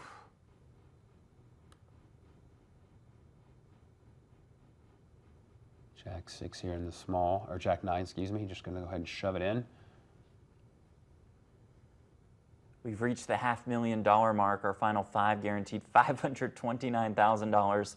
A 190K pay jump from 5th to 4th as the blinds do go up to 150K, 300K. So Rudolph, our chip leader, with 41 bigs. Zobian in the short stack with 4.7 million. Two of our bigger stacks here. Big Huni does it again. That's like, what, the 4th time he's shifted on the small blind against Shankar's big blind? And Shankar's not be frustrated. Said nothing every time. It's a 9-5 off for Shankar blind versus blind against Alexi. I just want to applaud these players at the speed at which they're playing. Yeah, this has been phenomenal. The blinds did go up this hand. We're at 153. So those 4.5 million stacks, only 15 bigs. Nice size raise here with the air ball. Not much you can do with 8-9.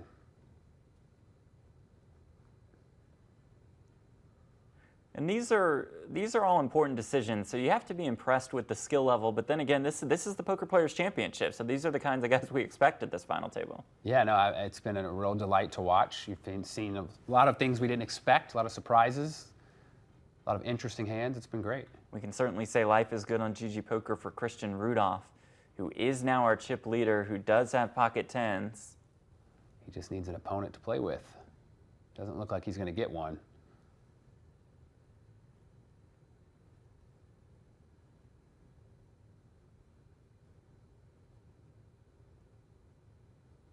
Raise here, 7 high. Not much you can do with a short stack and 7 high, other than muck. This is Christian Rudolph's 4th World Series of Poker final table. Finished in 2nd place at the 2018 World Series of Poker Europe, 25K. Jack 10 suited. We saw him do this before with Jack 9 offsuit, so I wouldn't be surprised to see a ship with Jack 10 suited. And there it is. He picks up the blinds, gets those blinds right back that he lost last hand. Very crucial. Zobian and Alexi with similar stacks. Here we go.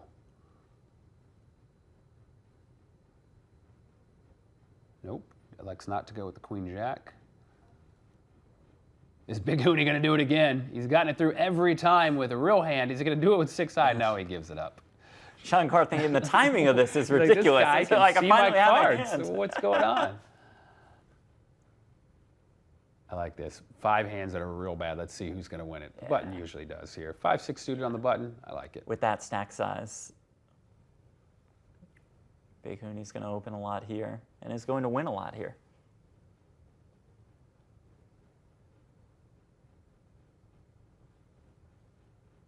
Alexei, for a minute, shot up to 2nd, and I feel like he hasn't really played a hand, and he just kind of, just the blinds have eaten him all the way back down to the short stack, it feels like. He's got about 12 bigs behind. King with high. The King 8 in the small blind. I think this is a spot you go for it. Yeah, and he does go for it. He rips. Rudolph gives it up, ace-3. Snap folds the ace-3 So easy to be dominated there. Yeah. Your opponent shows up with ace-7. Not even that great of a hand, but you can't love it. And then you're never in great shape. And here we go. Ooh, Shankar with the ace-jack. We see that Christian Rudolph has jacks in the small blind. If he decides to 3-bet here, which he will, Shankar's shown a lot of discipline. I wouldn't be shocked to see just a fold.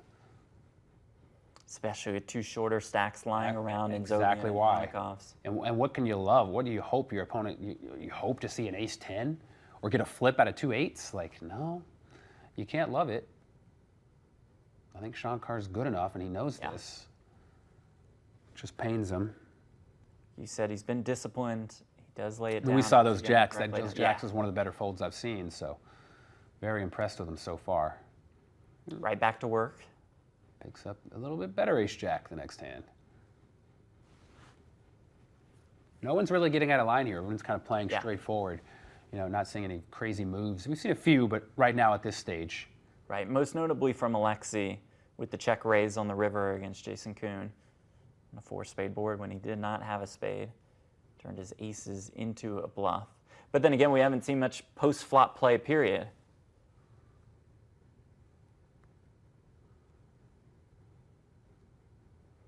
Here we go, 5-6 in the small. You're just gonna limp. So thank you all for joining us on not only GGPoker's Twitch channel, but PokerGo's YouTube channel and Facebook page. Be sure to like those pages, subscribe on YouTube. So it's PokerGo's Facebook page, not GGPoker's Facebook page. Correct. That's why I was trying to help my mom. She wanted to watch the broadcast. Okay. Send her to Facebook if she likes prefers Facebook. Facebook. I gave her the Twitch link, GGPoker Official. Okay, right. But I was trying to figure out what GGPoker's Facebook was. So that's it. It's right. PokerGo's Facebook or GGPoker's And PokerGo's YouTube. Okay. And GGPoker's Twitch. What about just the PokerGo app? That's where I watch my poker on. Does that work? I don't think we're on the app. Maybe you can catch a replay. That's where I watch my poker at. That's probably the best $10 I've ever subscribed for. I was when it first came out years ago. I was like, is this something I want? I was like, I'll support poker. I'll sign up for it. It is probably the longest $10 subscription I've had of anything in my life. And think of all the subscriptions nowadays. I love it because I know if I want to watch poker, I just go to my PokerGo app and watch. And it's like if I ever didn't have that subscription, I'm like, oh, do I need to sign up? I have it. It's just a part of my life. Right. PokerGo. Right. A lot of value in that PokerGo subscription for sure. 2.9 million in the middle here. I was shilling too much PokerGo. I got caught up. I didn't know how we got to the river with $3 million in the pot and 6 high against queen high. We're going to see a river check raise. That's the only way Shankar can will it. Right. Alexei thinks that might be the only way he can win it is betting. He's like, oh, I've only got queen high. We might see a bet. He's only got 2.8 million. The pot is a full double if he wins it. He will check back, and he will be thrilled. Can you imagine you get a double up on the river with queen high? It's like, I got to give this up. Check back. Oh, look at me, 5.7 million. Queen high is good. You know who hates to see that? Aram Zobian. He's like, are you kidding me? Oh, they're playing a big pot. Here we go.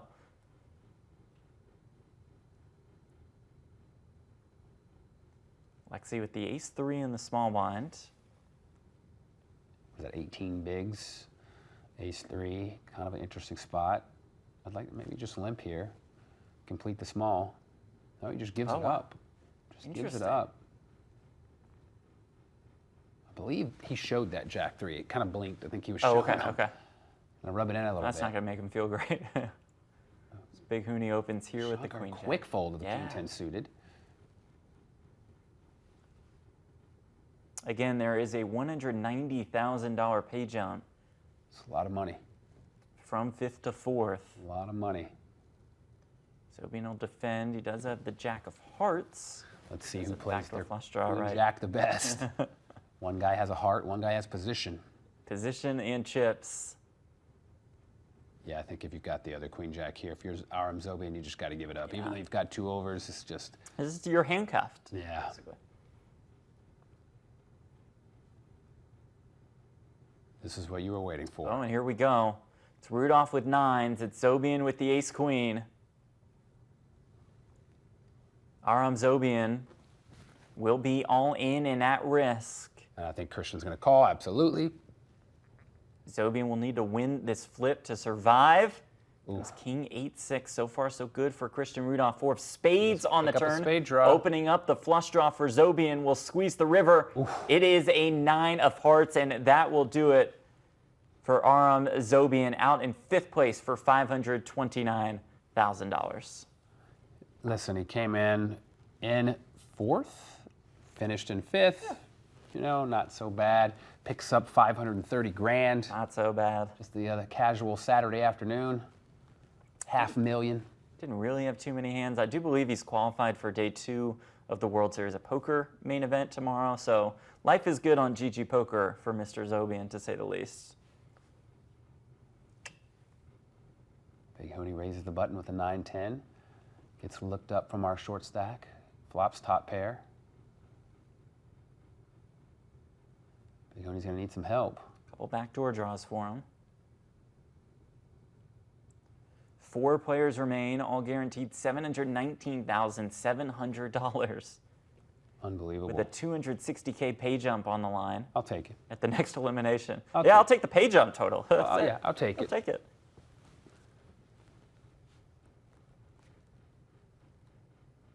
Christian Rudolph, 17 million. Uh-oh. 9-ball on the turn, which could be bad news for Big Huni.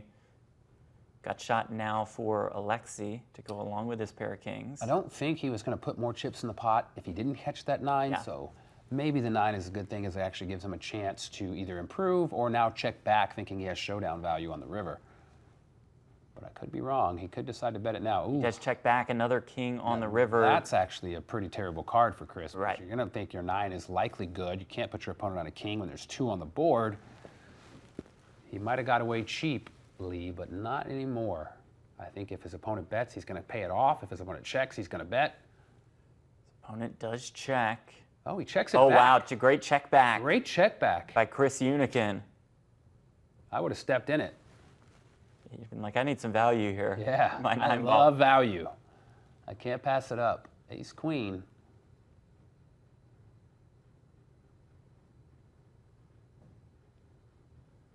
Eight, 7 of hearts for Rudolph with some chips now. Yeah, I mean, it's only a min raise. You're going to call there with those chips for sure with 8-7 suited. Rudolph starting the hand with about 60 bigs. We have backdoor straight and flush draw. The 3 straight, 7, 8, 9 of hearts.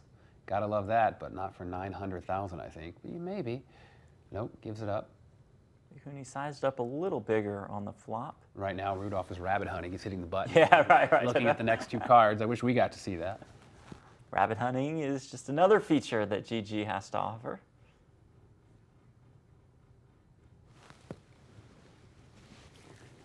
Blind versus blind here. 2 9 highs. Last hand before break. Ooh, getting out there with the 9-3 suited. Coming for it, a little pressure. I like it. I like it. You'd love to see it.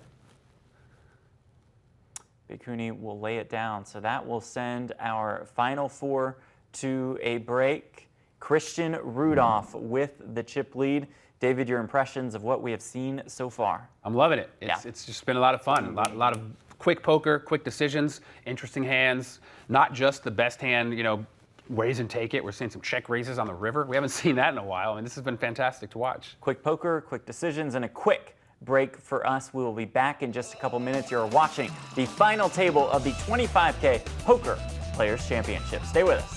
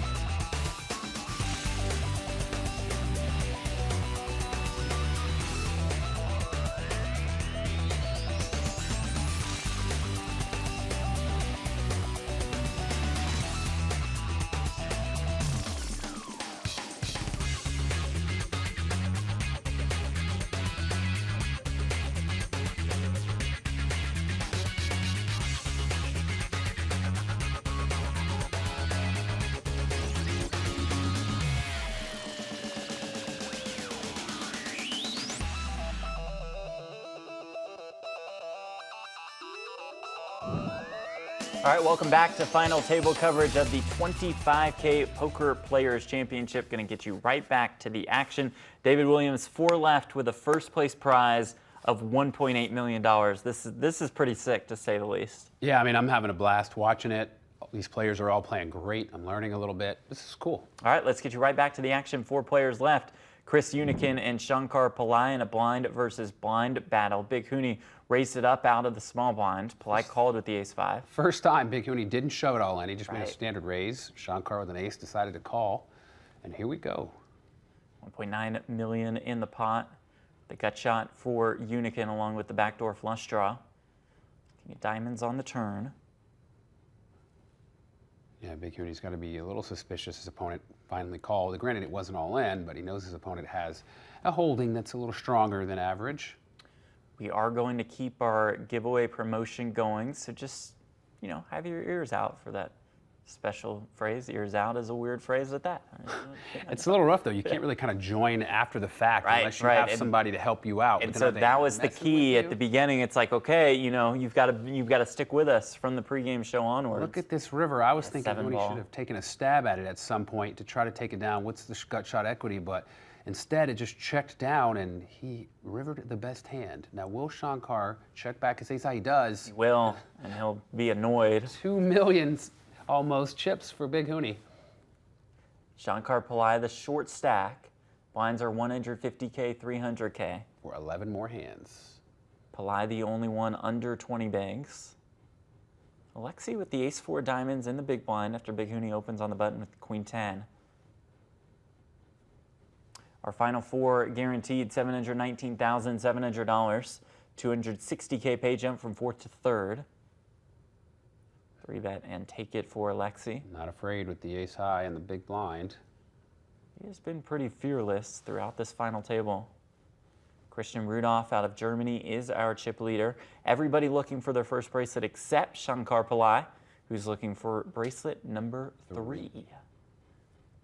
King Queen suited on the button. Fairly standard raise here.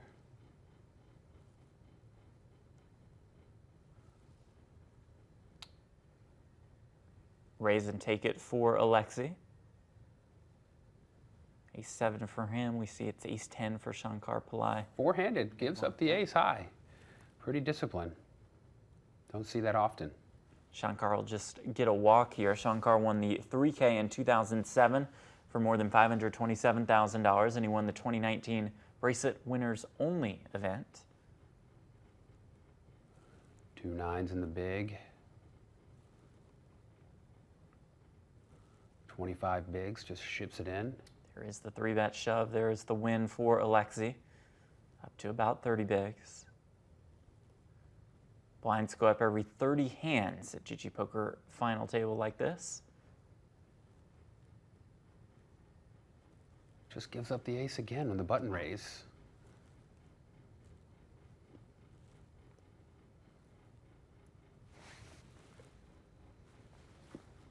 Jack-10 for Alexi here. Alexi Ponikov's out of Latvia. Just limps the button. Pretty surprising to see that four-handed. You see that a lot more heads up. It gets out flopped. Wow, as it comes 9-5 deuce, a little piece for Big Huni with the deuces in the backdoor flush draw as Rudolph flops top pair. Yeah, Rudolph's just going to lead into the field, take it down now. Big Huni just folds the deuces. Not going to give anybody a chance to improve and beat his 9. Christian Rudolph chipping up a little bit. This is Rudolph's 4th World Series of Poker final table. He finished 2nd at the 2018 WSOP Europe in the 25K. The amount of small versus big with Big Huni and Shankar we've seen today is astounding. Now just a limp this time with the King 8. Interesting. Flops top pair. Got shot for Shankar along with the backdoor flush draw. Big Huni with the sneaky check turns trips. I feel like this is one of those setups. We're going to see the 10 on the river or something crazy like that. Hunichen leads 390K. Shankar with just Queen High, but Queen High could be the best hand also against the opponent just limping in. Can't really put him on an ace. It's unlikely he has a king. He could have a jack or a deuce, so you've got to peel one off with the queen high. You've also got the gut shot. Now on the river, totally different story here. So the bet is 1.26 million.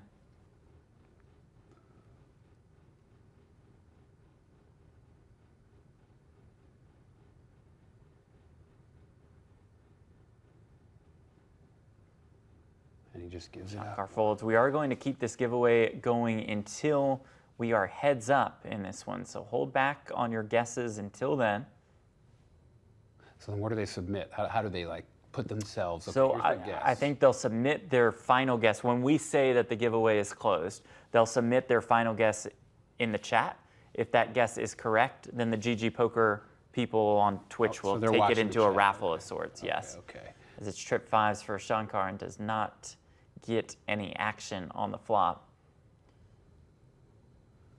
I feel like he's just waiting for one double. He just wants to get it in there and get a double. You know, he's been kind of on the unfortunate side of things in a lot of hands.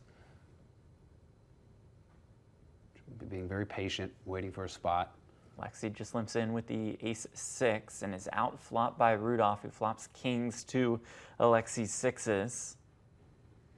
Life is good on GGPoker if you're Christian Rudolph today.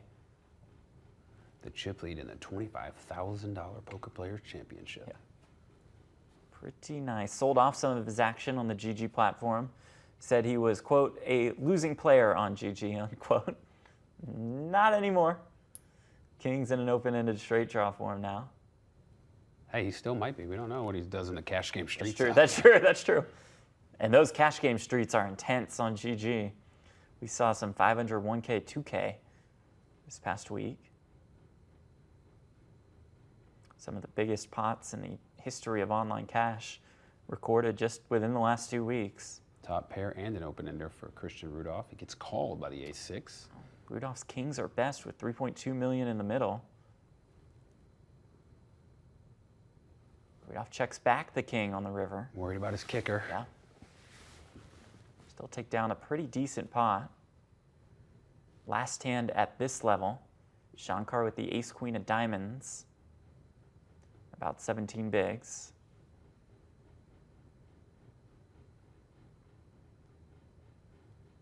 We'll just rip it.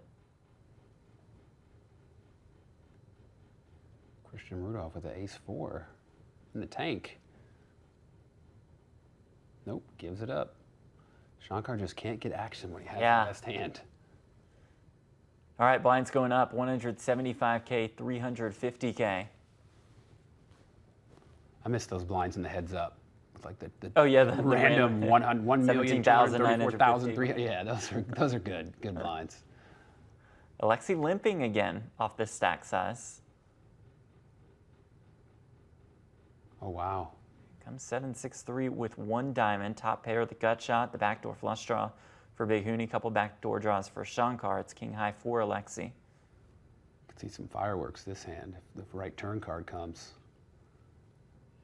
That's a good turn card if you are Big Hooney, who does turn the straight, but nothing doing really for our other players. Opponents are drawing dead to a chop, although a spade or a straight card, someone could try to bluff this pot. Another 6 on at the river with 1.2 million in the middle.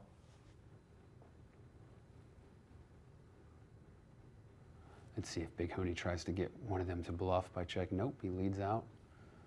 With two opponents there in a one-card straight, you could theoretically see him try to see if he can catch one of them bluffing, but he decides to bet himself. We showed you Big Hooney's second place finish at the US Poker Open. Now let us take you back to last year's Poker Masters. Turn as a 6, and now all Sam Sovrel That's just what it's going to be, huh? needs to do Second place guy. is fade an ugly duckling on the river here to put the cherry on top of the jacket with a main event win. Dude. Oh, yes. No. He does it. And Sam Sovrel is your 50K No Limit Hold'em Event 10 champion.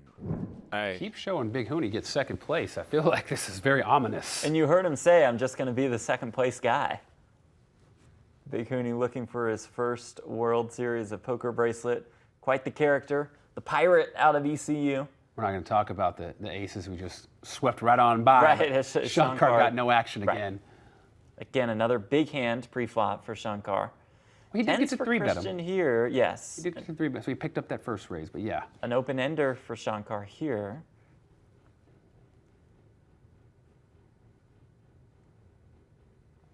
4 of clubs on the turn. Rudolph's hand still best. I feel as patient and disciplined Shankar has been, he actually has some credibility here if he wants to try to tell a story and pick up this pot. The other players have to have seen it. He's been very patient. And they do, and he lays down the 10. Wow. Good call there, as that opportunity was opened up for Shankar based on the way he's played throughout this final table.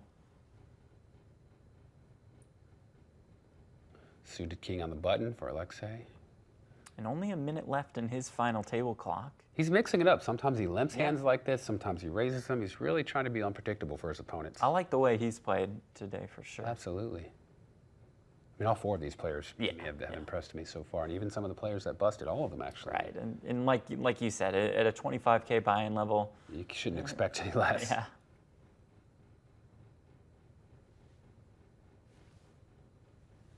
There's 700,000 in the pot before anyone else puts any chips in the pot voluntarily. That's very valuable, worth picking up. Shankar will just limp with the queen jack in the small blind. Alexei will come 4 after. high.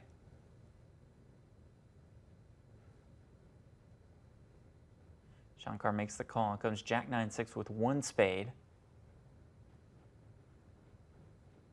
Uh-oh. Oh, the 8 of spades on the turn. Flush draw now for Alexei. Seen this story. Alexei, if he could pick a card out of the deck, he wants the 10 of spades here, right on the river. Maybe the jack of spades.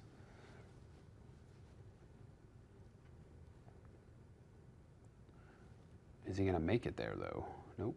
Goes ahead and gives it up. Fold on the turn. Nice pickup for Shankar Pillai. Looking for his 3rd World Series of Poker bracelet. Has career earnings in the live realm of about $2 million. Plenty more online. He's 1 raise away from hopping into 2nd place. Yeah.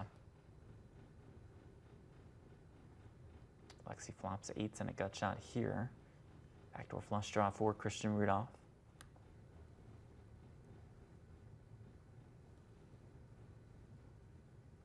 Another 9 on the turn.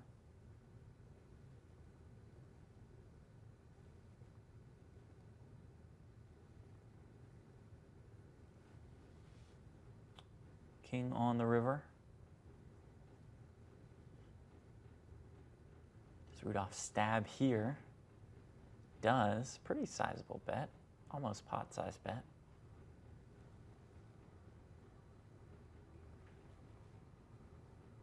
Yep, lays down the 8. Gets it done once again for Christian Rudolph. This is Rudolph's 8th cash of the 2020 series. Aces for Alexei. Let's see if he gets tricky and limps the button like he has a few times. It's easy to, ooh, he does it. He does limp on the button. I was like, it's easy to joke about it, but let's see if somebody can really do it. It ain't that easy. Then you end up in spots like this. Then as it comes 10-10-8, how's that for Chris Hunichen? Flops 10s full. Alexei on the button with aces. Checks around, deuce on the turn.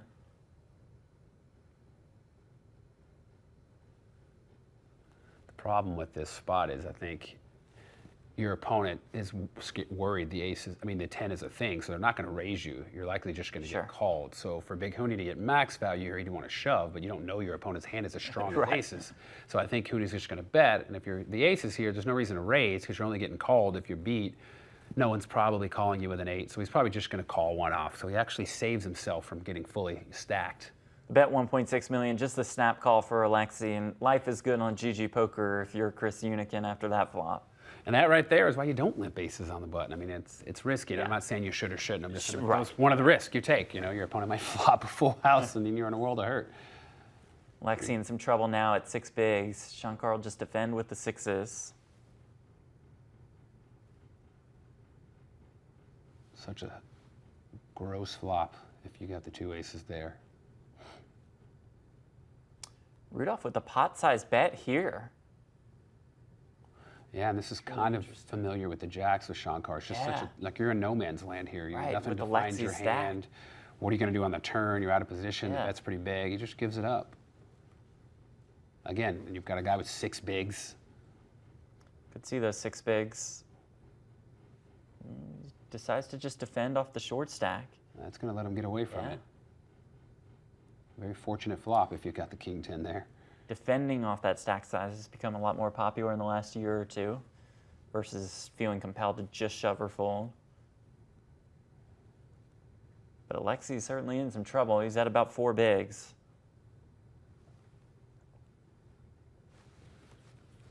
$260K pay jump from 4th to 3rd.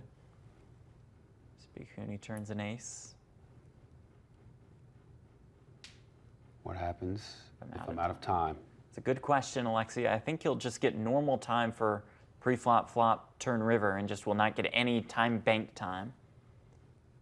I don't know how long that amount of time is, but it's not like he'll have to snap fold all of his hands. Let's see if anybody responds to him. Oh, okay, somebody responded. He said thank you. Somebody told him. It did put up a rules blurb when it started, but it was just so fast for me I wasn't able to read it.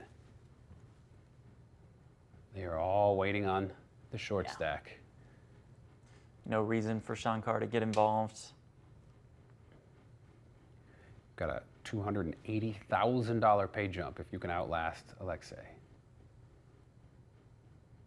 Uh-oh. Shankar wants to play. Yeah, right, but can't. He's going to call. Alexi out of the way, hoping for major fireworks that result in the elimination of Shankar Pillai. 9s for Rudolph. He will bet, he will win. Alexi down about 2 bigs in the small blind with the king-queen. Here we go. Queen 8 suited, small stack, almost certainly looked up. So it's Ponikov's all in and at risk and in good shape. This is the start of the comeback.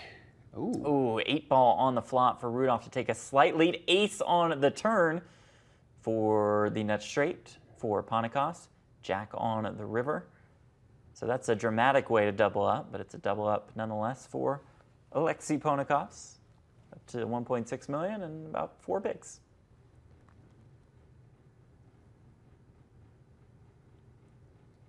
He'll go with it here with the Queen 6 of diamonds.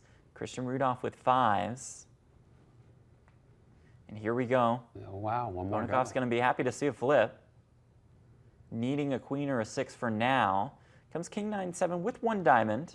A couple backdoor draws that, not one of them. Counterfeit. Oh, that's 7 true. or 9. Queen 9-7 or 6. No. It is the jack. Squeezed a little bit of paint.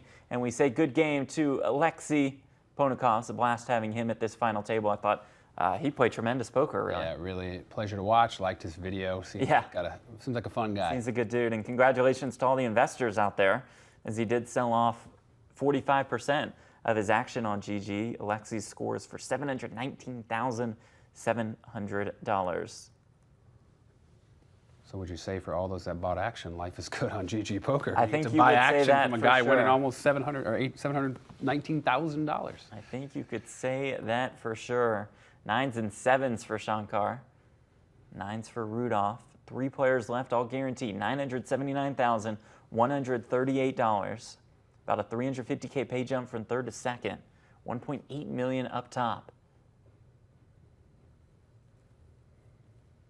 Pretty raggedy board here, but 2 pairs. Good. 2 pairs, 2 pair. Queen 9-7-4 rainbow. 2nd pair for Christian Rudolph.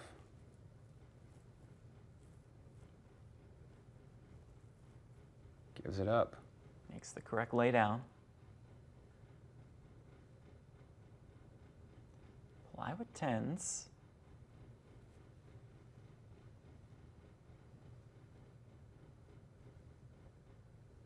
Players aren't that short.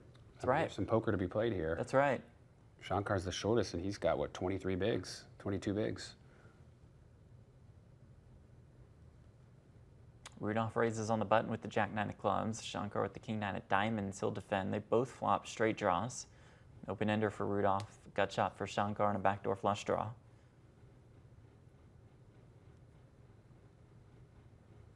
One needs a king, one needs an 8. They both pair their 9s. Another queen on the river. It'll just be a race to showdown here.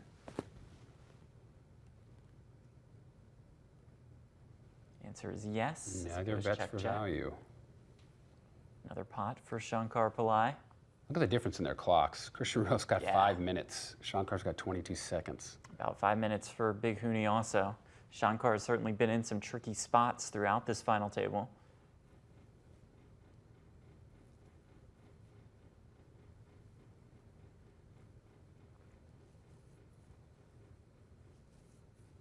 Jack high for Rudolph, ace high for Chris Hunichen.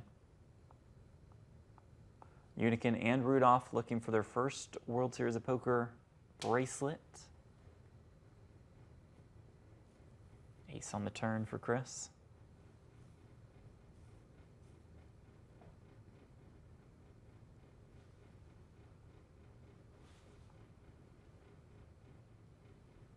Rudolph tries to lead there, just gets snapped off by Hunichen with the aces. Chris Hunichen inching closer to Christian Rudolph.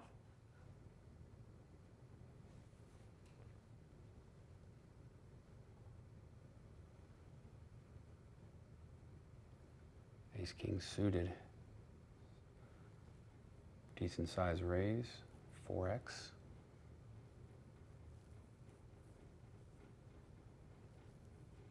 Shankar folds again, probably feels like he's getting picked on a little bit.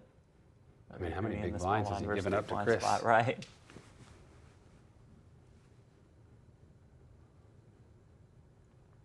Lays down the ace, three-handed. Both players with a jack. It's one of those spots. 0.7 million in the pot. I was gonna say we don't want to see a jack on the turn, or it's going to be Right. fireworks.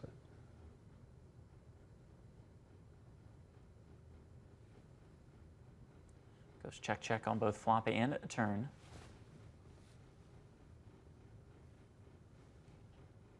Rudolph continues to amass chips. Pipped him. Now extending that chip lead. Christian Rudolph up to more than 19 million.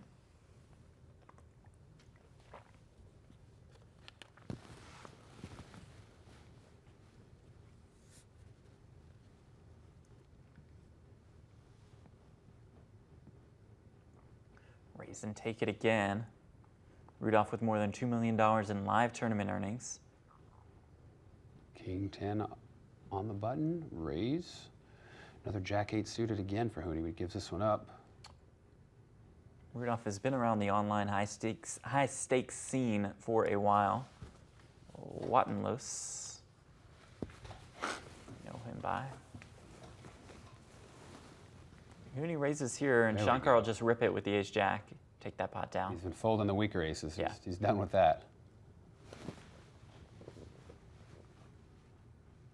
Three-handed at the Poker Players Championship, event number 70 of the 2020 World Series of Poker, hosted by GGPoker. Jeff Platt alongside David Williams. We're in the PokerGO studio in Las Vegas, Nevada. So we watch our final three fight for a first place prize of $1.8 million and that WSOP Europe package valued at around $15K. First one to bet wins it. Not anymore. Rudolph Rivers a queen. He already had the best hand, but it makes it a little easier to play this river.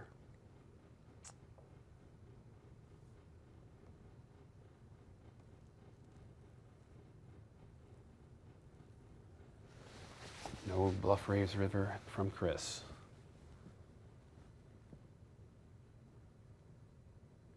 Two more hands until the blinds go up to what I believe is going to be 2-4.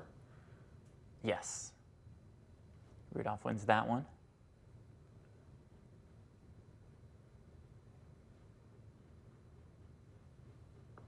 And Shankar is out of time.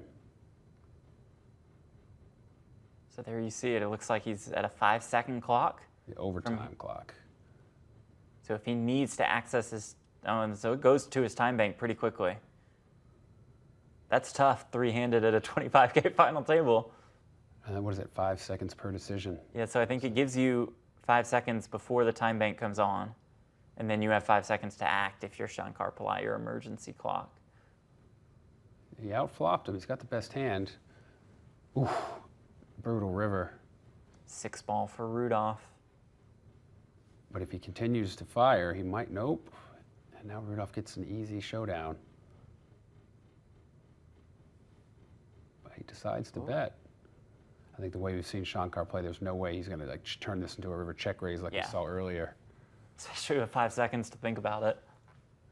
He does lay it down. Christian Rudolph with more than half the chips in play as the blinds do go up to 200K, 400K. Big Huni with, what is that, 25 bigs? Shankar a little less than 20. And Christian Rudolph over 55.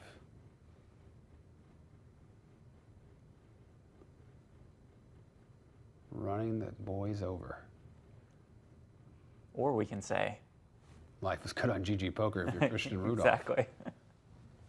It's his tournament to lose right now. Commanding chip lead. Big Huni. Two-way straight draw for Big Huni. Is Christian Rudolph going to win another one with inferior holding? He's going to bet his way out of this one. We can see the cards. It most likely works. He checked it.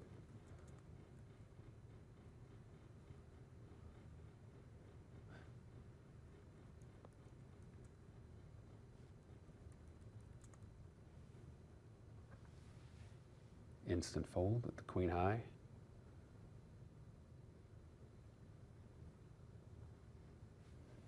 Another small big. This time he limps. Shankar's going to probably raise it up here with ace-jack. All in, and Huni's got to fold. Doesn't have much time to think, so I think his decisions are going to be a lot more, like, I don't know, more defined. Less, no finesse with it. It's like, we got to just go with this one or fold this one. Especially pre-flop when that clock starts right away. He has queen-jack here against the queen-nine of diamonds for Christian Rudolph. I'm surprised there's not a way to earn more back. Yeah. I guess they feel like they give you, you know, a fair amount at the beginning. I mean, this guy still has 4 left. Right, right. Just case in point. So Chris Hunichen, Christian Rudolph, Shankar Pillai, who will add their name to the list of Poker Players Championship winners? Who has taken down that prestigious bracelet? We will show you. It started with Chip Reese, the man whose name is now on the trophy. Past winners include Scotty Wynn, Brian Rast, a 2-time winner, but David, Michael Mizrachi, a 3-time champion, pretty strong. Yeah, man, that's just, he's a legend. Yeah. He is an absolute legend, and everybody will tell you that. This is one of the toughest tournaments every summer at the World Series. Winning it once is just unbelievable. Winning it 3 times out of, what is that? It's 14 years on the board there? 3 out of 14, one guy. Unbelievable.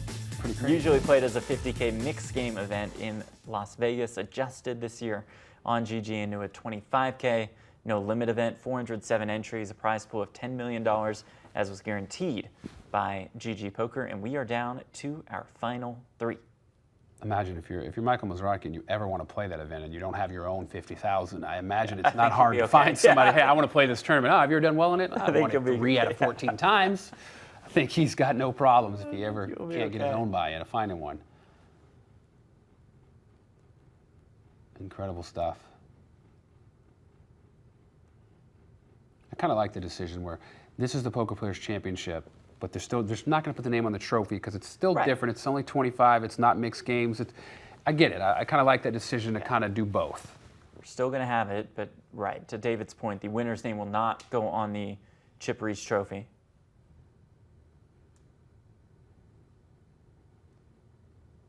And he raises it up here on the button.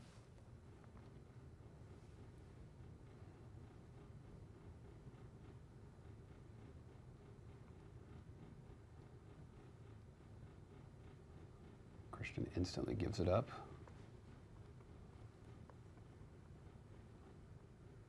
Ooh, all players with an ace. Shankar will start things off with the ace-5 of spades, folds to Hunichen with the ace-9. He just rips it. He happened to have the best hand, but... This is Chris Hunichen's 4th World Series of Poker final table. The closest he ever was to a bracelet was in 2017 at the 5K 6 Max. He finished in second for $358,000. Second there also. Yeah. So maybe he is the second place guy, like he said he was at last year's Poker Masters. He's in second place at the moment. But he's king. And Shankar's ace-9 on the button, and he'll just rip it. Here we go. Shankar Pillai will be all in and at risk with that ace-9 against the ace-king of Chris Hunichen. Comes ace-10-8, backdoor straight draw is there. There is a jack on the turn, looking for a 7 or a 9 on the river to stay alive. We'll squeeze it. Well, could be a 7. Oh, but it is a 6. A good squeeze at the end for Shankar Pillai. We say good game to him. Out in third place for $979,138. Basically even. Small lead for Christian Rudolph. Will Chris Hunichen get the second place monkey off his back? Heads up for the bracelet, for the title at the Poker Players Championship. And we'll start with some fireworks right off the bat. They both got about 40 bigs, and he flops a straight for Christian Rudolph. Just flops the stone cold Nutter Butters. So it comes King Jack 9 with 2 hearts. 50 bigs each, I think, right? Yes. 204, yeah. About 20 million each to start. Check folds. Gonna feel good when you find out about that one. Now it's his turn to Yeah, Queen right 10. now it's in with the Queen 10. Rudolph defends. It comes Ace King Deuce. Close. Just one more card for the nuts. Oh, and there it is with the Jack on the turn. Queen 10. And there it is. And it also gives Rudolph a pair of jacks.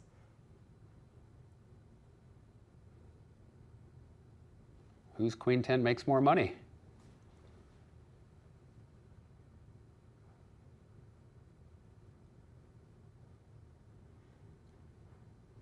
For 2.5 million, the snap fold from Christian Rudolph. And so now that we are heads up, that does end our giveaway. Boom, it is over. We will not utter the phrase, or we can utter the phrase life is good on GG Poker, but that does not count. So you have your total, and we'll let the GG Poker mods in the chat take it from there. I don't know. Were you paying attention? 2 pair for Big Huni with 6s and 10s, open-ended for Christian Rudolph here. Oh. Almost pot-sized bet of 1.775 million. Bottom 2 is a tough hand to play, especially on a board like this. And look at that river. Brutal for Chris Huni. Ace-high straight for Rudolph. How much does he look for here? It is a 1-card straight, and it's not hard to see. So Big Huni could theoretically get away from these 2 pair. It's very easy for your opponent to have an ace or a 9 in their hand here. You're effectively just bluff catching, right? It's my opponent. Your opponent's not value betting like a jack or a queen.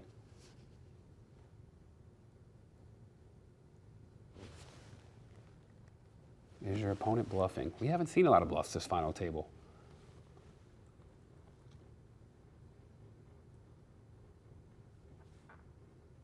He calls. Find out the bad news. He got rivered pretty bad. Does make the call. An 11.7 million chip pot heads in the direction of Christian Rudolph. I mean, the board is Queen 10-6. You've got 10s and 6s, and you lose to the ace-9. That's got to feel pretty bad. It requires runner-runner. This isn't great either for Big Huni. So it comes 7-6-3, top 2 for Rudolph. Got shot for Chris. I don't know if we're going to see any slow play here at a Christian. I don't think so. Yep.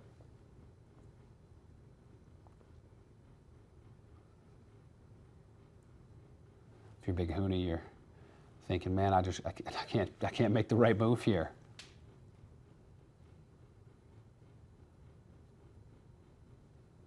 Rudolph the 10-3 of spades on the button. Big Huni down to about 25 bigs. Defends with the Queen Jack. It comes ace-9-9, 2 spades. Does go check. Blank on the turn.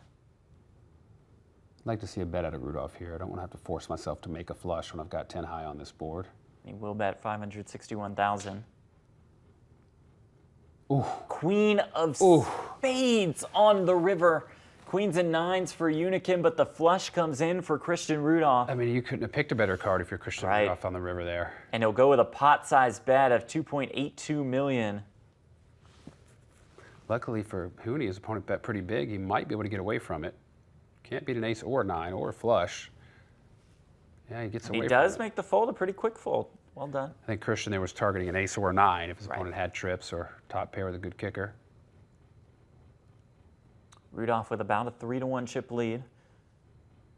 Both players looking for their first WSOP bracelet. That comes with a cool $1.8 million. Wow, Rudolph relentless. His opponent, deuces. he raises out of the small with queen, I mean out of the big with queen deuce.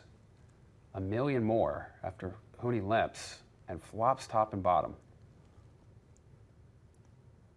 I mean, the relentless aggression, but then hitting the flops, turns, and rivers is a deadly combination. Ace from here, king 9 for Hunichen. I mean, this started even, and just like that, he's got Huni down to 20 bigs. And just goes ahead and rips it, takes it down. Christian Rudolph in complete control. This is an assault. It is indeed. Huni is totally handcuffed.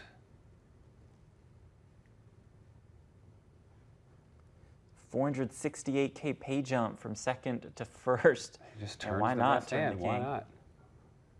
Oh, look, here's a little something. Yeah, so if I wanted to value bet you for like one blind, you can pay it off. Goes pot size bet here.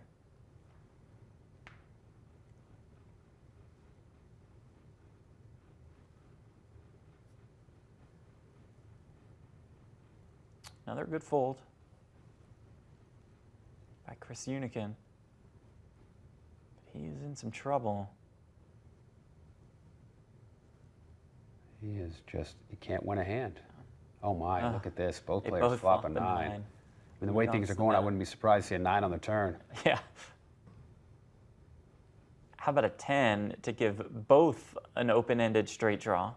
Yeah, unfortunately, it looks like the kind of card to slow them both down. Another 10 they will chop if they get to showdown. 10s and 9s with a queen. Oh no. Okay. Okay. I would not have been shocked to see a raise from Rudolph there to that hand just didn't snatch flop, this yeah. chopped pot. That was about the only way that could go down badly for Right. Chris, is to bet it and get raised. 8 more hands at this level. 4s for Rudolph. Hey, he made progress. We got a chop. That's true. Got That's a true. chop. That's true. It's turned around for Big Huni. And we've got a, look, he just flops a 4 here. I mean, Big Huni takes a stab at it with a 9, but he just, no matter what he does. Rudolph with the blocker bet lead here. This has got to be frustrating if you're Chris. Big Huni. You've gotten half a pot in the last like 7 or 8 hands. Yeah. Hey, there you Hey, go. gets a walk. Get a walk when you've got probably your best pre-flop hand you've had Yeah, right. since heads up Hunichen, began. and then get the 6 deuce. Hunichen looking to turn the tide somehow, some way. It's going fast and furious. 5 hands to the next level. At about a 6-1 chip disadvantage. There you go. That'll help a little bit. It comes 9-9-3, 9's full. And Rudolph will stab. Flop another boat. Queen of spades on the turn. Rudolph does not have a spade. And Rudolph is over. Shut down, He's yeah. done with it. Gonna get a little bet here, I bet. Yep. Quick fold from Rudolph, much to the dismay of Chris Hunichen. He made a little bit. Tides are turning.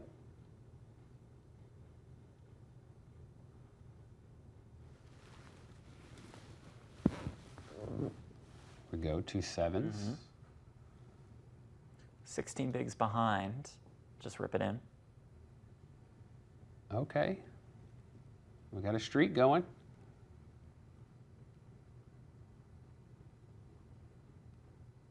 King Queen, he'll just limp in. Rudolph will check the 9 deuce. Comes King 8-3.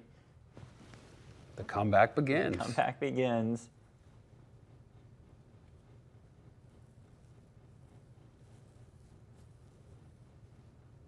Both players looking for a WSOP bracelet for the first time. You can raises with the bad stuff. Lines are going up 250K, 500K. So we've got about 40 big blinds for Chris, a little less.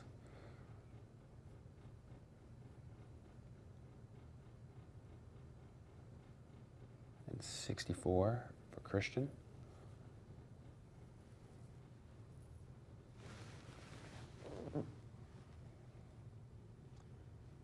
Hunichen Hunichen will check fold. We showed you second place finishes in the USPO main event, in the Poker Masters. He's finished second at the World Series before.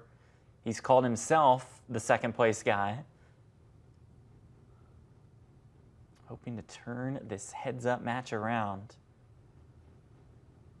He's got quite a bit of work to do. Just a couple doubles. That's true. Gets you right back in the game. Doubles. Oh, but you got to Right beat the back guy who into can't it. stop Yeah, flopping right. the best hand. And when you have middle pair with a king kicker, it's not going to be great for business for Chris Hunichen. Check call, queen of diamonds on the turn, 2.8 million in the middle. Oh no. Rudolph firing 1.8 million. To hamper matters even more, Hunichen's about to run out That's of what I was saying. time. Chris's time bank. Oh, and he check shoves. shoves here. I wonder if the time bank was kind of an influencer. Like, you know what? I'm over this. Let's just get it in here. It's a tough call anyway. What's he going to do? Does he have a queen? The only problem is Rudolph might put him on some sort of flush draw. Yeah, 2 on the board. He's already got 1.8 in there. It's about a little more, but less than 5 million to call. It's getting over 2 to 1. Your opponent could have a flush draw. I wouldn't be shocked to see Rudolph make this tough call. It's not easy. Huni is not having it though. Rudolph does call. Hunichen will need a king or 4 on the river to stay alive.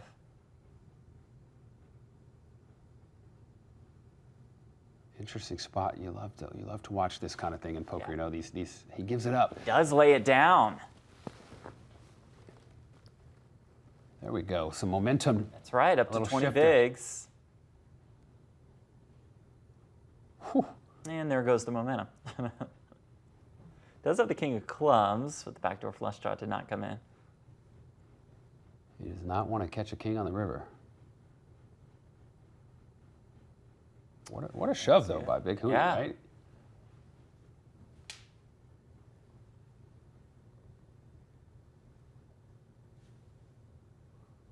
And his time is out. So he's going to have that 5-second overtime clock, right? We've got spade draw, top pair, open-ender against... I think he'll be good here against the 5-high. And he needs the offsuit 6 on the river to make the bottom straight. It's going to be tough to get there. Here we go.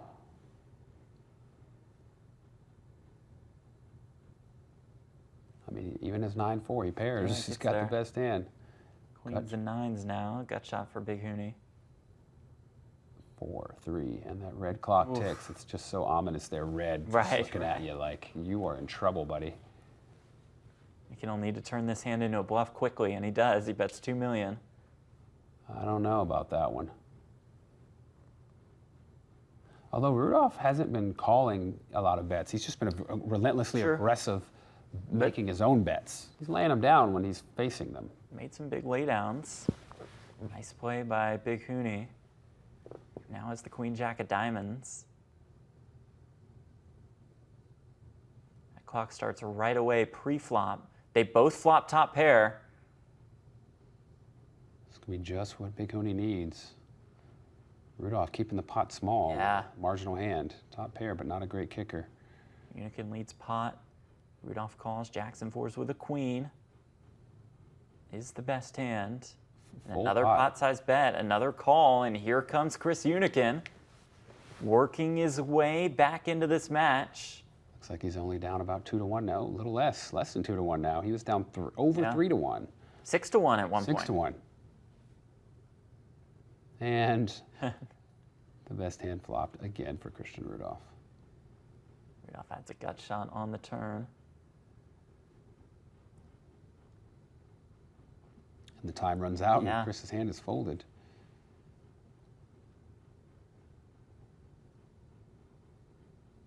Two bad jacks. Rudolph is not giving up any buttons, I'll tell you that. 30 hands per level at this final table.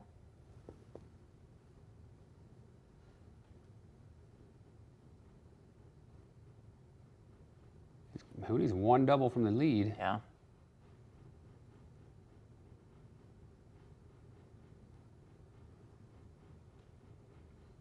Gut shot for Rudolph.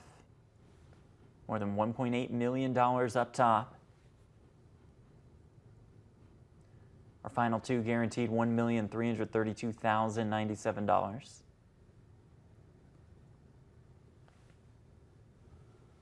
Now this is an interesting hand. He raised the button with 5 deuce, defended with the queen jack. Flops a gut shot and 2 overs to Chris's pair, but Chris has got bottom pair. Another 9 on the turn.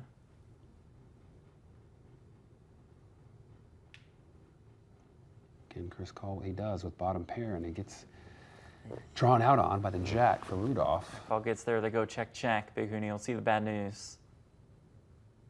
Rudolph back to extending his chip lead. Any queen jack or 10.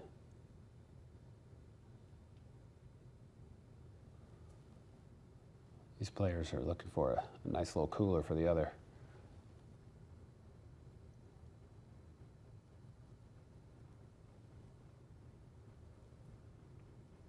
Rudolph will just rip with the ace-4. Okay. Might be time to start limping some ace-9s, ace-10s. Like trap your opponent.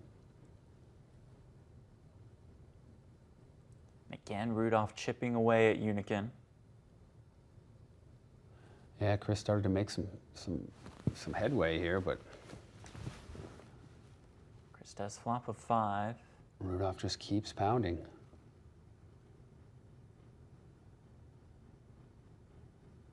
Can the 5 hold up? It can't. Wow, 10 It on the never river ends. for Rudolph. It never stops. It's just relentlessly, just the aggression is just crazy when you combine it with catching the cards. Nobody pays it off. What can he do in this spot? Christian Rudolph, his sights set on that $1.8 million first place prize. And it's got to steam you up even more. You make this call and find out your opponent rivered you again. You're like, every hand, you just keep rivering me. Getting a little tilting as Rudolph flops deuces here. I would say he's staying composed, but maybe that turn rip with the king-4 was just, he was tired of it. He was tilted. He's like, you know what, maybe, who knows? 468K pay jump from second to first.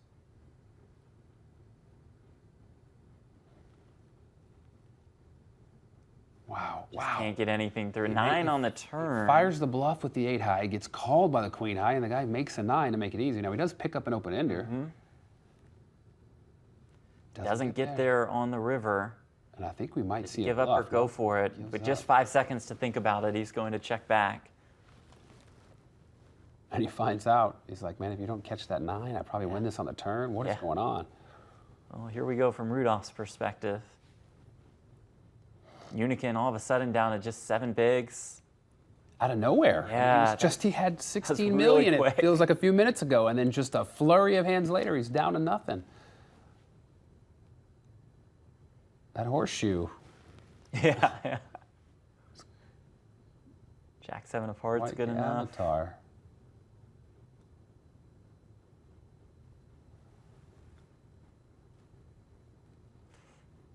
Now down to 6 bigs. He's going to be forced to go with something here soon. Wow. Queen deuce for Rudolph, the 9-8 off for Hunichen, says no thanks, down to 5 bigs. Here we go. King Queen versus Queen 10. So Hunichen the one all in and at risk. In good shape to double up.